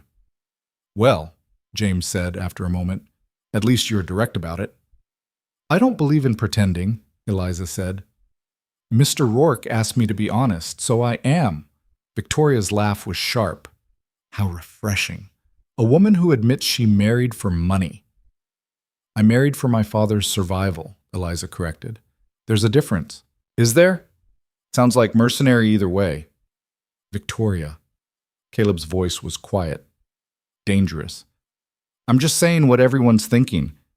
Then let me be clear what I'm thinking. Eliza is my wife. You will treat her with respect or you will leave this table, this house, this ranch, permanently. Silence. Marcus threw down his napkin. You'd choose her over your own family? I'd choose respect over pettiness. Every time. Marcus stood. This is insane. You've lost your mind. Then leave. Door's right there. For a moment, Eliza thought Marcus actually would leave. He looked furious enough. But Victoria put a hand on his arm, whispered something. He sat back down, jaw tight. The rest of the meal was eaten in tense silence. Afterward, Eliza escaped to the kitchen. Mrs. Shaw took one look at her face and poured her tea. That bad? Worse. They'll come around. Or they won't. Either way, you survived. Eliza sipped the tea with shaking hands. I don't know if I can do this. Every meal, every day, being hated. You can. You're stronger than you think. I don't feel strong. I feel terrified. Good. Means you're paying attention. Mrs. Shaw sat across from her. Listen to me. This family has run roughshod over everyone for years. Victoria thinks she's the queen. Marcus thinks he's owed something. They're used to getting their way. You just change that. I didn't mean to. Doesn't matter. You did. And now you have a choice. You can shrink back, make yourself small, try to please them, which won't work because they'll never accept you anyway. She leaned forward. Or you can stand tall. Be Mrs. Rourke. Run this house the way you know it should be run. Make them adjust to you instead of the other way around. How? By not backing down. By being fair but firm. By showing everyone, family included, that you're not going anywhere. She paused. You've spent 3 months proving you can work. Now prove you can lead. That night, Eliza lay in Caleb's bed, her bed now, staring at the ceiling. Caleb was in the sitting room as promised, giving her space. She could hear him moving around occasionally. She'd done it. Actually done it. Married him. Become Mrs. Rourke. And now she had to figure out how to be the person everyone expected while not losing herself entirely. The next morning, she woke early and went to the kitchen. Mrs. Shaw was already there. I want to help with breakfast, Eliza said. You're the lady of the house now. You don't need to. I want to. I need to feel useful. Please. Mrs. Shaw studied her, then nodded. All right, but we do it my way. They fell into the old routine. Eliza cooking, serving, cleaning, but this time when she carried food to the dining room, she didn't keep her eyes down. She met people's gazes, acknowledged greetings. Caleb watched her with something like approval. After breakfast, he found her in the study. "You don't have to work in the kitchen," he said. "That's not expected." "I know, but I like it. It's the one place I know what I'm doing." "Fair enough." He paused. "There's something we need to discuss. The ranch accounts, the household budget, all of that runs through this office now. You should know how it works." "Why?" "Because you're my wife. If something happens to me, you need to be able to keep things running."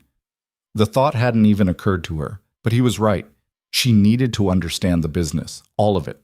They spent the morning going over ledgers, income and expenses, cattle prices, feed costs, labor expenses. The numbers were staggering, tens of thousands of dollars moving through the ranch every month. "This is overwhelming," Eliza said finally. "You'll learn, same way you learned the kitchen." "The kitchen didn't have this many zeros." He almost smiled. "No, but the principle's the same. Track everything, plan ahead. Don't spend more than you make." Over the next few days, a routine emerged. Eliza still helped with meals, but now she also sat in on business meetings, learned the names of suppliers, buyers, investors, started to understand the web of relationships that kept the ranch running. It was exhausting, but also exhilarating. She was learning, growing, becoming someone she hadn't known she could be. The family continued to make things difficult. Victoria's cutting remarks, Marcus's barely concealed contempt. But Eliza followed Mrs. Shaw's advice. She didn't shrink, didn't apologize, just kept doing the work. Slowly, grudgingly, some people started to accept her. Tom and the other ranch hands treated her with respect.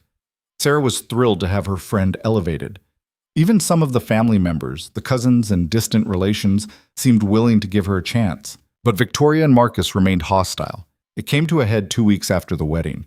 Eliza was in the study reviewing supply orders when Victoria walked in without knocking.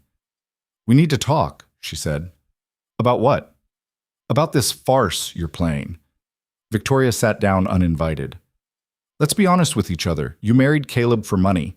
He married you to spite his family. It's not a real marriage. It's legal. That makes it real. Please. You're sleeping in separate rooms. Everyone knows." Eliza's face heated. "That's none of your business." "It is when it affects the family. An unconsummated marriage can be annulled, and I think that's what needs to happen." "Caleb won't agree to that." "He will if you disappear." Victoria leaned forward. "I'm offering you a way out, $10,000. Enough to set up your father for life. All you have to do is leave, quietly. We'll handle the annulment, $10,000. More money than Eliza had ever imagined. "No," she said. "Don't be stupid. This is more than you could make in 10 lifetimes. I said no." "Why?" "You don't love him. He doesn't love you. Why stay?" "Because I gave my word. Because this is my home now. Because I'm not running just because you want me to." Victoria's expression turned ugly. "You're going to regret this." "Maybe, but it'll be my regret. My choice." She stood. The conversation was over. Victoria left, but her words lingered. $10,000. Eliza could have taken it. Should have, maybe. It would have solved every problem. But she'd meant what she said. This was her home now. She wasn't leaving. That night, she told Caleb about the offer. His face went dark. "She did what?" "Offered me money to leave. $10,000. And you said no." "Of course I said no." He looked at her for a long moment. "Why?" "Because I'm not for sale. Not anymore." Eliza met his eyes. "I came here desperate, willing to do anything. But I'm not that person now. I'm your wife. I gave my word. That means something to me." Something shifted in his expression. "Victoria needs to leave. She's your family." "She tried to bribe my wife. That crosses a line." He stood. "This ends now." The confrontation was loud enough that half the house heard it. Caleb telling Marcus and Victoria they were no longer welcome. Marcus shouting about betrayal. Victoria in tears. Fake ones, probably. Edmund sided with Caleb. Said it was his house, his choice. By morning, Marcus and Victoria were gone. The house felt different without them. Lighter. Like a weight had lifted. "You didn't have to do that," Eliza said. "Yes, I did. They weren't going to stop. Better to end it now." "Your brother made his choice. He can live with it." But Eliza saw the cost in his eyes. Family meant something to him, even when that family was poison. She reached for his hand, squeezed it once. He squeezed back. It wasn't love, not yet, but it was something. Understanding, maybe. Partnership. It was a start. The first winter storm hit 3 weeks after Marcus and Victoria left. Eliza woke to silence, the strange, muffled silence that meant snow. She went to the window and saw the world had turned white overnight. Not just a dusting, this was serious. Drifts piled against the buildings, wind howling through the eaves. She dressed quickly and went downstairs. The kitchen was already chaos. "Storm's going to last 3 days," Mrs. Shaw said without preamble. "Maybe more. We need to prepare." Eliza had lived through winters in Red Hollow, but this was different. Red Hollow was a handful of people huddled against the cold. The ranch was over 60 people who all needed to eat, stay warm, survive. "What do you need me to do?" Mrs. Shaw looked at her with something like respect, not asking if there was a problem, just asking how to help. "Inventory. Now.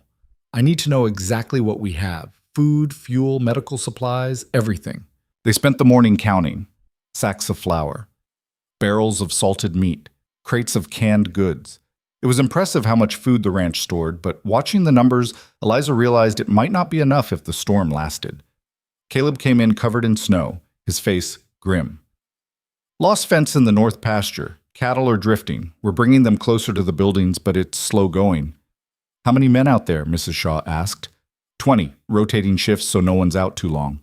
They'll need hot food every 4 hours. And dry clothes. Can you manage it?" "We'll manage." Mrs. Shaw looked at Eliza. "Won't we?" "Yes, ma'am." The next 3 days were hell.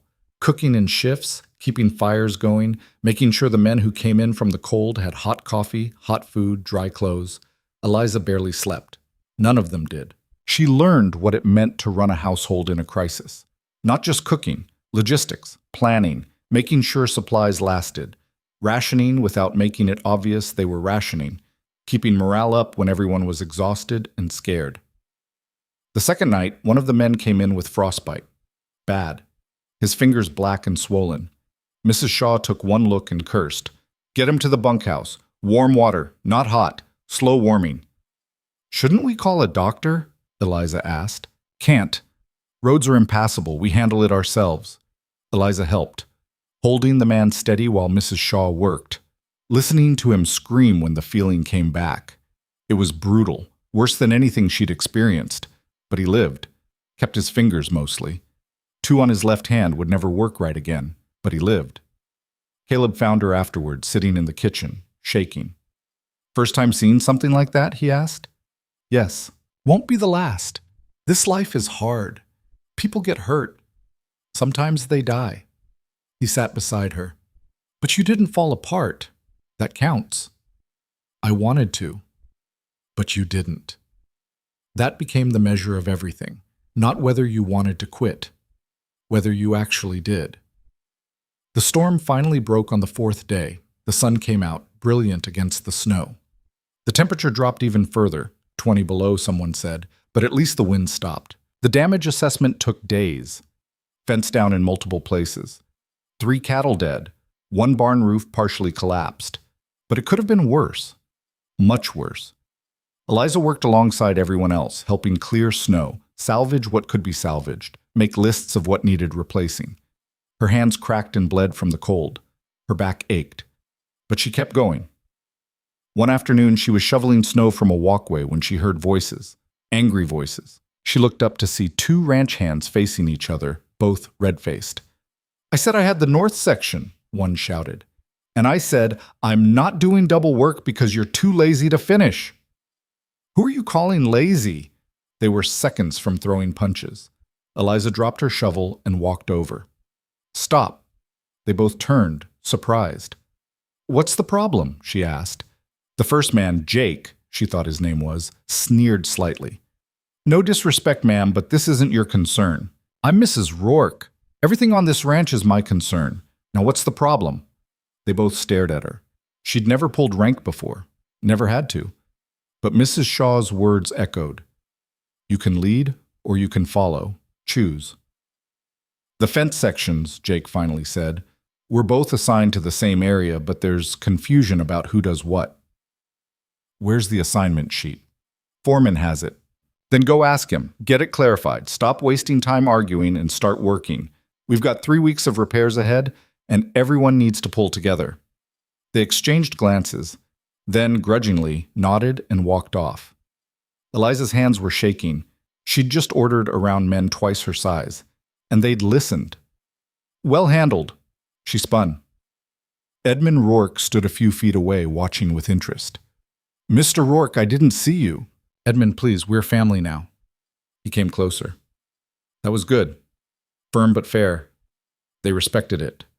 They resented it. Maybe. But they respected it more. That's what matters. He looked out at the snow-covered ranch. My son chose well. I wasn't sure at first, I'll admit. But watching you these past weeks, you're stronger than people think. I don't feel strong. The strong ones never do. It's the weak ones who puff themselves up. He smiled slightly.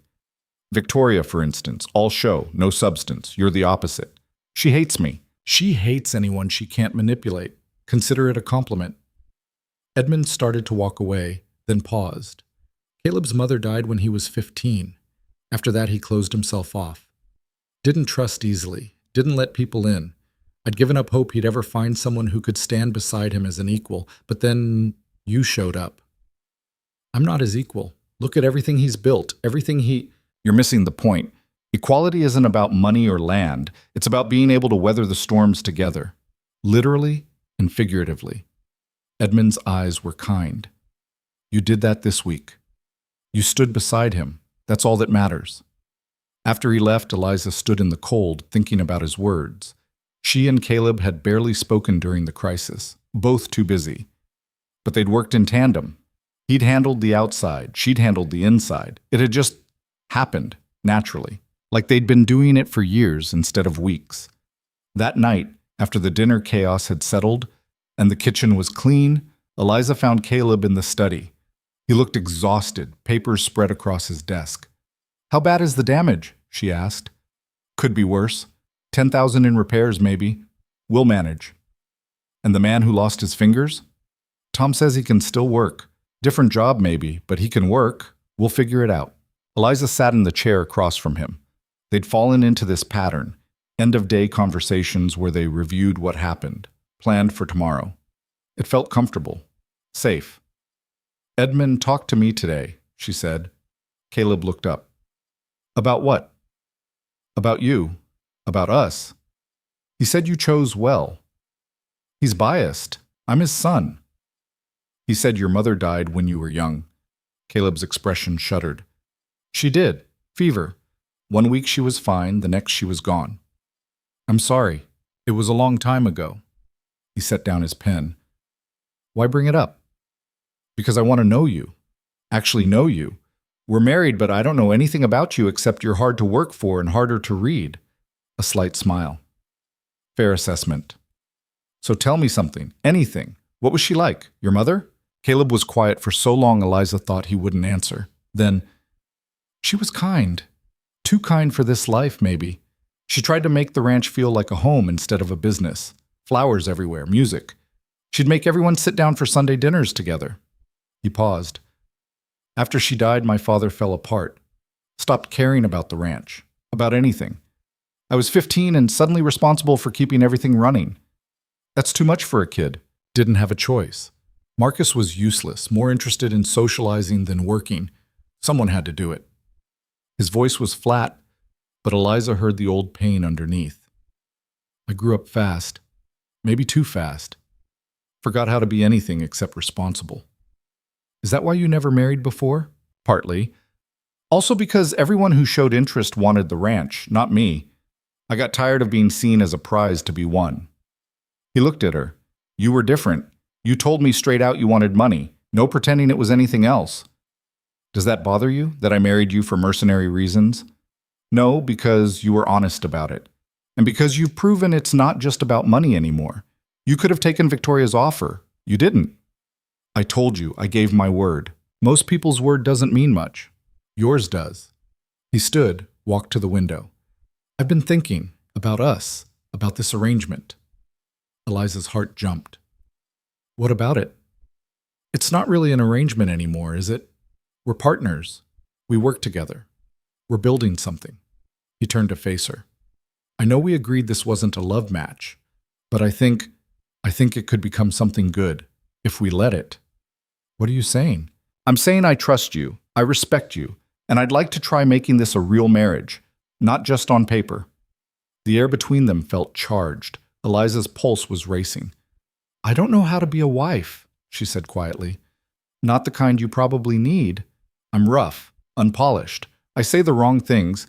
You say honest things. That's better. He crossed back to her, held out his hand. I'm not asking for perfection. I'm asking if you're willing to try. Eliza looked at his hand. Calloused, strong, the hand of a man who'd built an empire through sheer will. She put her hand in his. Yes, she said, I'm willing to try. That night, for the first time, they shared the bed. Nothing happened, both too exhausted, too unsure. But they lay beside each other in the darkness, and that was enough. It was a beginning. The weeks that followed were strange. Learning to be not just partners in work but in life. Learning each other's rhythms, preferences, quirks. Caleb liked his coffee black and scalding. Eliza couldn't sleep without a window cracked open. Small things. But they mattered. The physical intimacy came slowly. Awkwardly at first, two people who'd never been vulnerable with anyone trying to figure out how. But gradually it became easier, more natural. Eliza discovered Caleb was gentler than he appeared, that he cared deeply even when he didn't show it, that he carried the weight of the ranch on his shoulders and rarely complained. Caleb discovered Eliza was fiercer than she realized, that she had opinions and wasn't afraid to voice them, that she could be pushed only so far before she pushed back. They fought sometimes, loud arguments about decisions, about money, about his tendency to shut her out when things got difficult. But they always came back to each other, always talked it through. It wasn't perfect, but it was real. Spring came. The snow melted. The ranch exploded with activity, calving season, branding, 1,000 tasks that needed doing. Eliza was in the middle of all of it now, not just cooking and cleaning.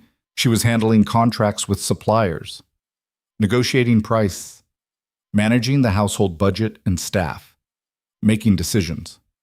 The ranch hands started coming to her with questions instead of always going to Caleb. At first it felt strange. Then it felt right. She was Mrs. Rourke. This was her ranch too. One morning, a letter arrived from her father. Eliza opened it with shaking hands. The handwriting was shaky, but the message was clear. He was doing well. The land was producing again. He'd hired a hand to help with the work. He missed her, but was proud of her. So proud. She cried reading it. Happy tears this time. Caleb found her in the garden. She'd started a garden, herbs and vegetables, something her mother used to do, and sat beside her. Good news or bad? Good. My father's well. The land's doing well. She wiped her eyes. I keep thinking I should visit. Make sure he's really all right. So visit. It's only 2 days' travel. I can't just leave. There's too much work. Eliza. He took her hand. You're not a prisoner. You can visit your father. Mrs. Shaw can handle things for a few days. I can handle things. Go. See him. Let him see you happy. Am I? Happy? Are you? Eliza thought about it. Really thought. 3 months ago, she'd been desperate, starving, scared. Now she was well-fed, secure, married to a man who respected her. She worked hard, but she worked for herself now, not just survival. Yes, she said. I think I am. Then go show him. She went the following week. The journey to Red Hollow felt surreal, retracing the route she'd taken as a desperate girl. But she wasn't that girl anymore. Her father cried when he saw her, held her for a long time. You look good, he said finally. Healthy, happy. I am, Papa. He treats you well, Rourke? Better than I expected, better than I probably deserve. You deserve everything good, Eliza. Don't forget that. She stayed 3 days, helped him around the property, met the hand he'd hired, a young man who clearly respected her father, saw that everything she'd done had been worth it. The land was saved. Her father was safe. On the last night, sitting on the porch in the gathering darkness, her father said, You don't have to go back if you don't want to. I'm doing fine now. You could stay. I know, Papa, But I don't want to stay. That ranch, it's home now. And Rourke? He's my husband, for real, not just on paper. Thomas Boone looked at his daughter, no longer a girl, but a woman who'd survived impossible choices and come out stronger. Then I'm glad. You deserve a good life, Eliza. You fought for it, earned it. She returned to the ranch with a lighter heart. Caleb met her at the door, pulled her into a quick embrace. How was it? Good, really good. She looked up at him. I'm glad to be home, though. Home, he repeated, testing the word, then smiled. Yeah, home. But not everything was peaceful. Marcus and Victoria had been quiet since leaving, but quiet didn't mean gone. Word came through Edmund that they were spreading rumors in town, that Eliza had seduced Caleb, that she was manipulating him, that the ranch would fail under her influence. Let them talk, Caleb said when Eliza worried about it. Talk is cheap. But what if it affects business? What if people won't work with you because then they weren't worth working with anyway? He pulled her close. I don't care what they say. I know the truth. You know the truth. That's enough. It wasn't enough when the first contractor pulled out of a deal, or when a supplier suddenly wanted cash up front instead of credit, or when invitations to social events dried up. The rumors were having an effect. Eliza felt the guilt like a weight. This was her fault. If she'd just stayed in her place, kept quiet, been what Victoria wanted. Stop, Caleb said when she voiced these thoughts. This isn't your fault. This is Marcus trying to undermine me. He's been doing it for years. You're just the latest excuse. But no, listen to me. You've made this ranch better. The household runs smoother. The men respect you. The books are cleaner than they've been in years. You've earned your place here. Don't let anyone, especially not Marcus, make you feel otherwise. Still, the pressure built. Every lost contract felt personal. Every whispered conversation when she went to town felt like judgment. It came to a head at a community gathering in Copper Valley. A celebration for the railroad expansion. Everyone who mattered was there. Eliza didn't want to go, but Caleb insisted. We're not hiding. We did nothing wrong. They arrived to stairs. Whispers. A few people greeted them warmly. Judge Hartley and his wife, Edmund, some of the ranch hands who lived in town, but most gave them a wide berth. Victoria was there, of course, holding court in the center of the room, beautiful and poisonous, surrounded by admirers. She saw Eliza and smiled. The smile of a predator. Eliza, darling, how lovely to see you. Tell me, how are you managing? I know running a large household must be so challenging for someone with your limited background. The room went quiet. Everyone listening. Eliza could feel Caleb tense beside her. She put a hand on his arm. This was her fight. I'm managing fine, thank you. The household runs smoothly. The accounts are balanced. The staff is well cared for. She met Victoria's eyes. Everything a wife should do. How industrious. Though I suppose when you come from nothing, even basic competence feels like an achievement. The insult was clear, brutal. Eliza felt heat rise in her face. She wanted to run, hide, prove Victoria right by falling apart. Instead, she smiled. You're right, Victoria. I did come from nothing. I know what it's like to be hungry, to be cold, to watch someone you love struggle. She stepped closer. But I also know what it's like to work for everything you have, to earn respect instead of expecting it, to build something instead of just inheriting it. Are you implying I'm saying you've never had to fight for anything in your life? Everything was handed to you, so you don't understand what it means to actually deserve what you have. Eliza's voice was steady now, strong. I may have come from nothing, but I've earned my place. Can you say the same? The room was dead silent. Victoria's face had gone white, then red. How dare you?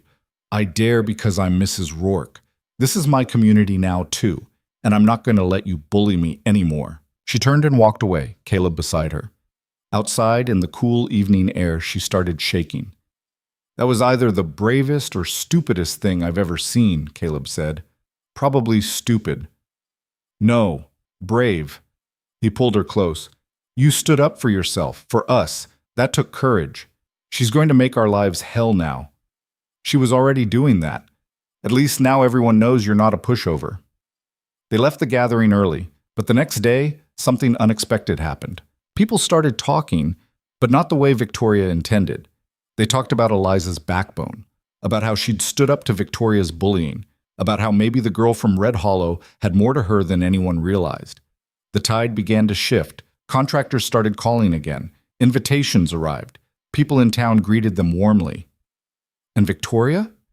She and Marcus left Copper Valley entirely. Moved to Denver, someone said. Good riddance, said someone else. The ranch settled into a new normal. Eliza and Caleb working side by side, building not just a business, but a life. Mrs. Shaw grudgingly admitting Eliza had become a capable manager, Sarah becoming a true friend, not just a co-worker. Summer passed. Then fall. Then another winter, this one they were ready for. And somewhere in the midst of all that work and struggle and learning, something shifted between Eliza and Caleb. The respect became affection. The partnership became something deeper. Love, maybe. Or something close enough to call it that. One night, lying in bed after a particularly long day, Caleb said, I never thought I'd have this. Have what? Someone who sees me.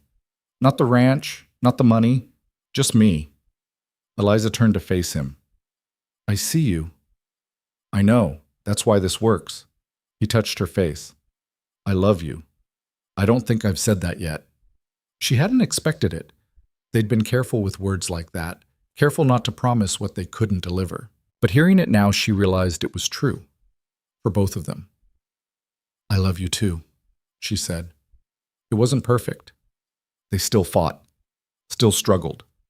The ranch was hard and the life was harder, but they faced it together, and that made all the difference. 5 years changed everything.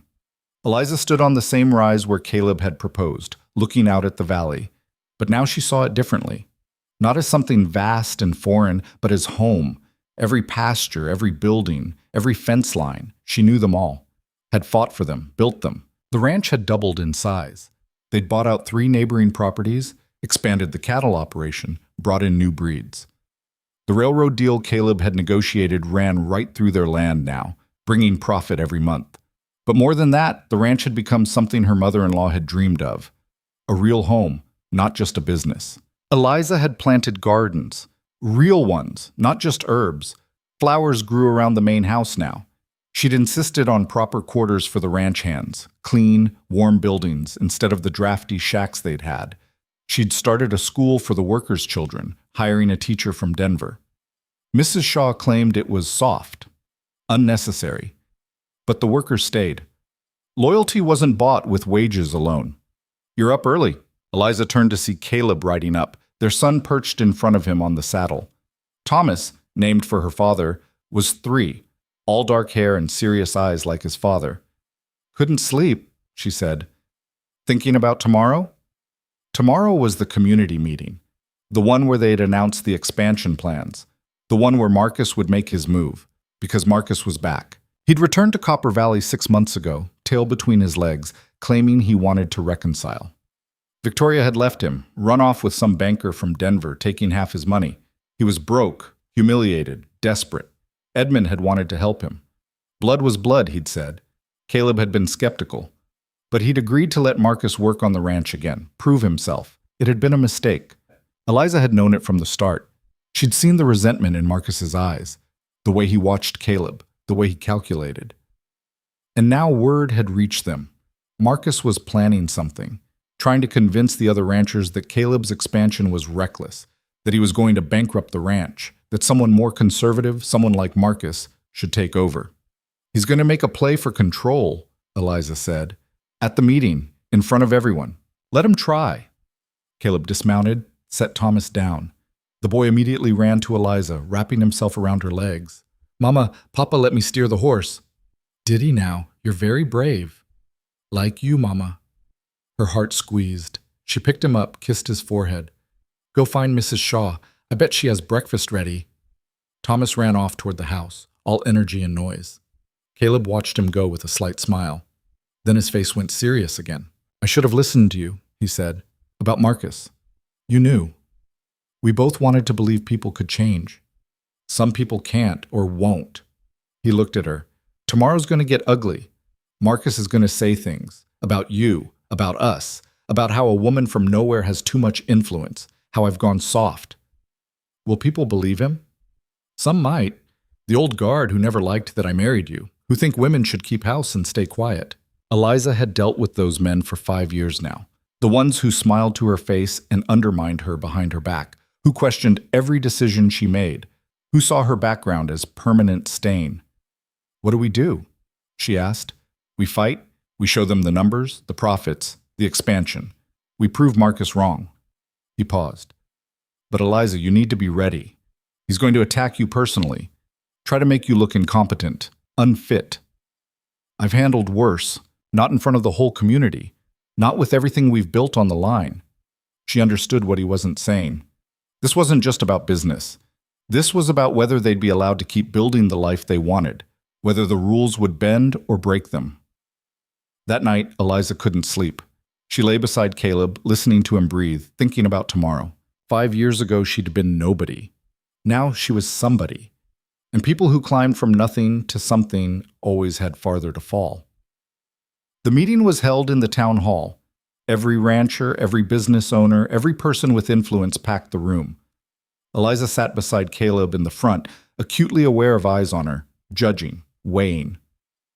Marcus stood at the podium, looking earnest, concerned. He'd always been good at performing. Thank you all for coming, he began. I know my brother has big plans for expansion, and I want to support him. Family's important to me. The lie was so smooth, Eliza almost believed it.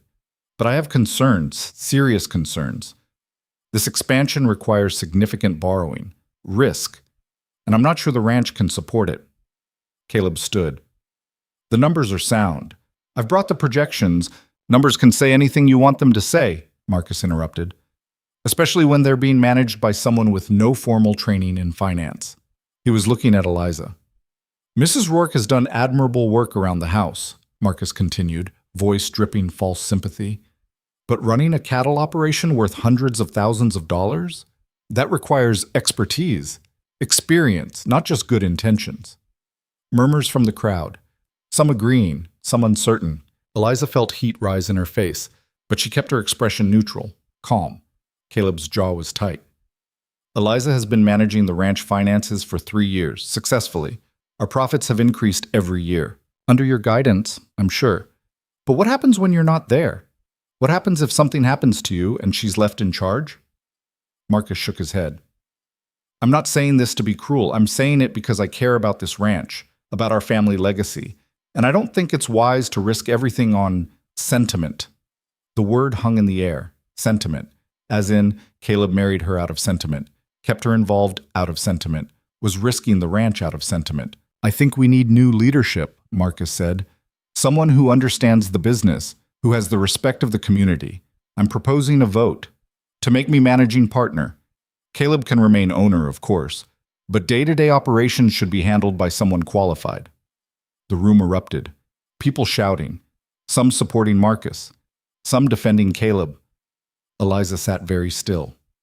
This was it, the moment Marcus had been building to. Caleb was on his feet, arguing, but Eliza barely heard him. She was thinking. Marcus had made a mistake, one mistake. He'd assumed she'd stay quiet, play the dutiful wife, let the men argue while she sat pretty. He didn't know her at all. Eliza stood. The room gradually quieted, curious to see what she'd do. Mr. Rourke is right about one thing, she said clearly. I have no formal training. I never went to fancy schools. I can't quote economic theories or discuss market trends using the proper terminology. Marcus smiled, thought he'd won. But I can read a ledger. I can track expenses and income.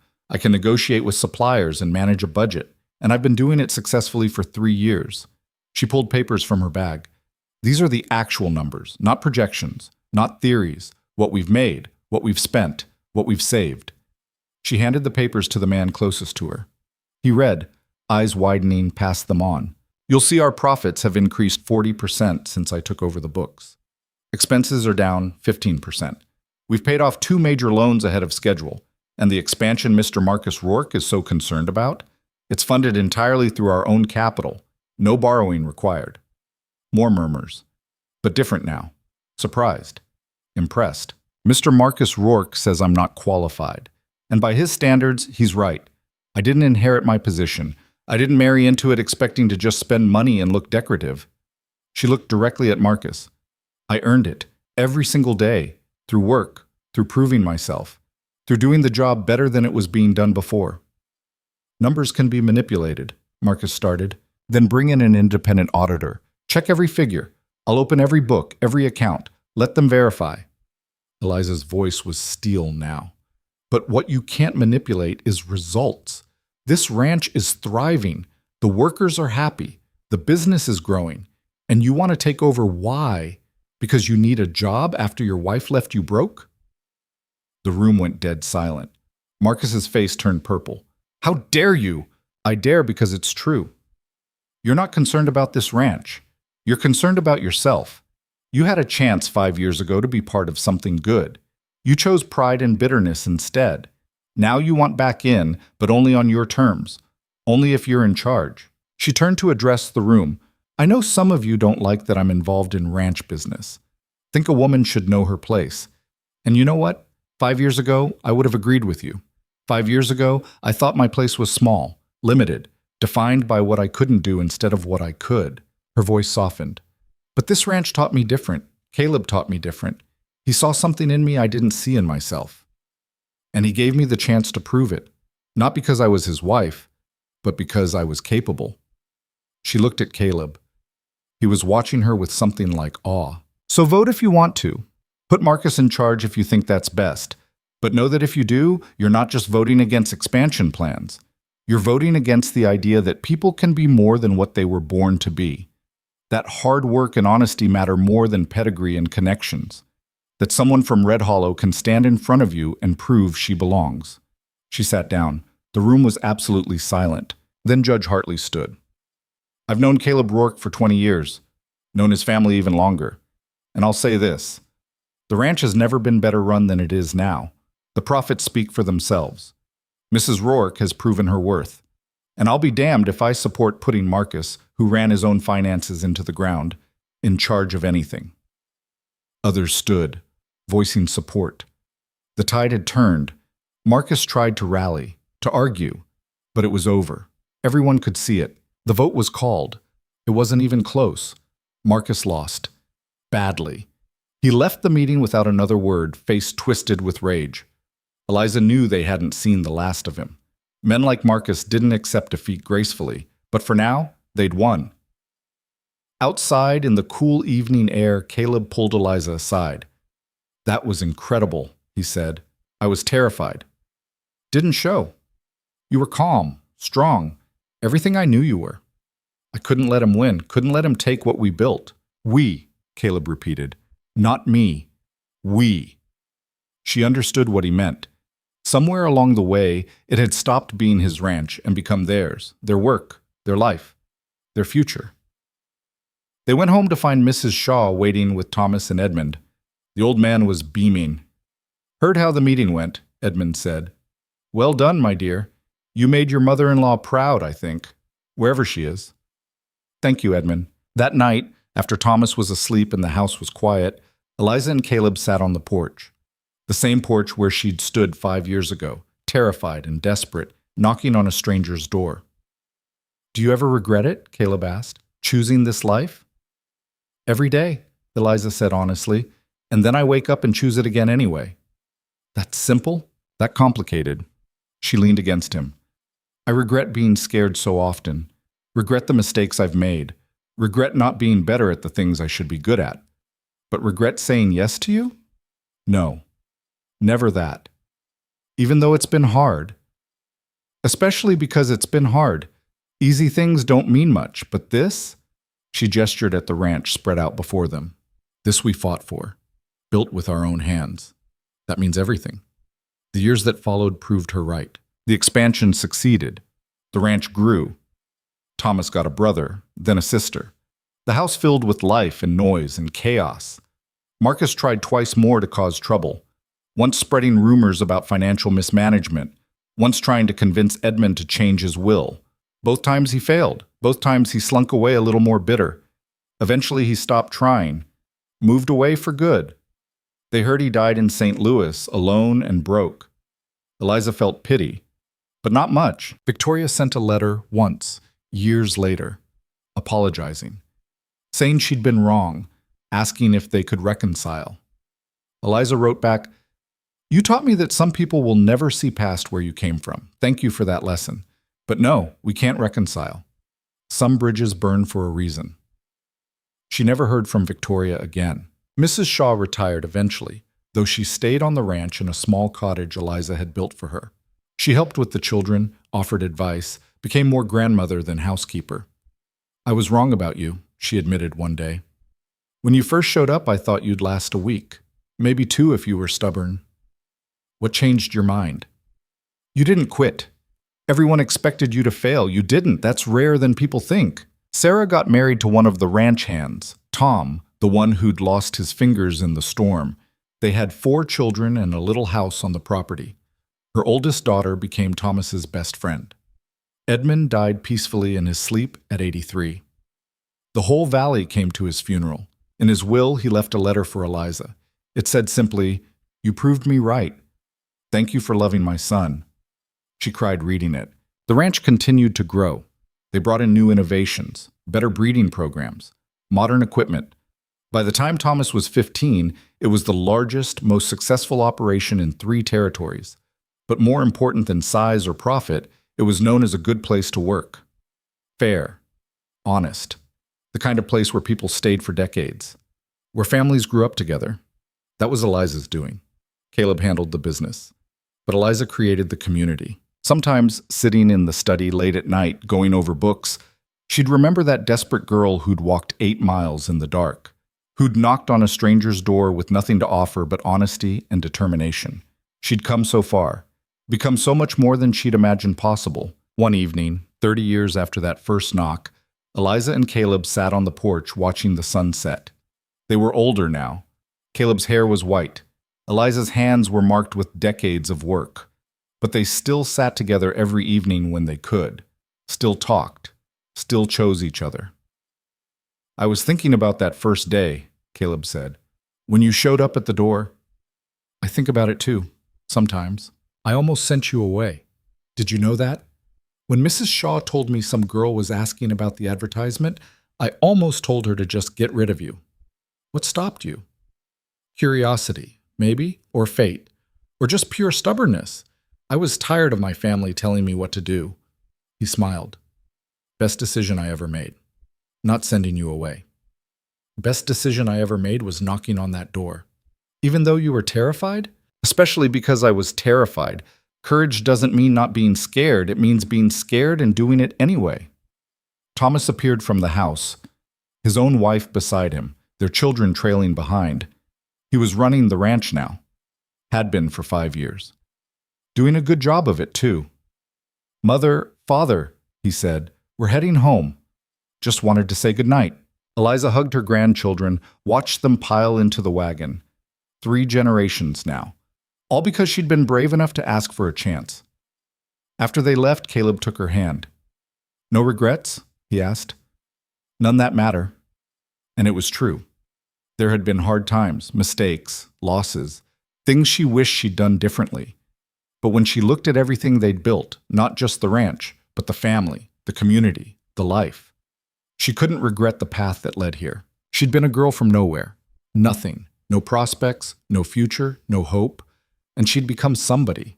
Not because of who she married, though that helped, but because she'd worked for it, fought for it, proven that where you came from mattered less than where you were willing to go. The frontier had tried to break her. The family had tried to break her. Society had tried to break her. She'd refused to break. That was the lesson, she thought. The thing she hoped her grandchildren would understand. Life would always try to tell you what you couldn't do, who you couldn't be, where you didn't belong. And you could listen to those voices, play it safe, accept limitations. Or you could knock on the door anyway, stand up for yourself, do the work, prove everyone wrong. It wouldn't be easy. Nothing worthwhile ever was. But it would be worth it. As the sun set over the valley, painting everything gold, Eliza thought about that terrified girl one more time, and she whispered, soft enough that only the wind could hear, "We did it. We actually did it." And somewhere in the growing darkness, she felt that girl smile back. They had conquered the frontier, not with wealth or power or force, but with courage, with choice, with a love strong enough to weather any storm. And in the end, that was the only thing that mattered. The only thing that ever had.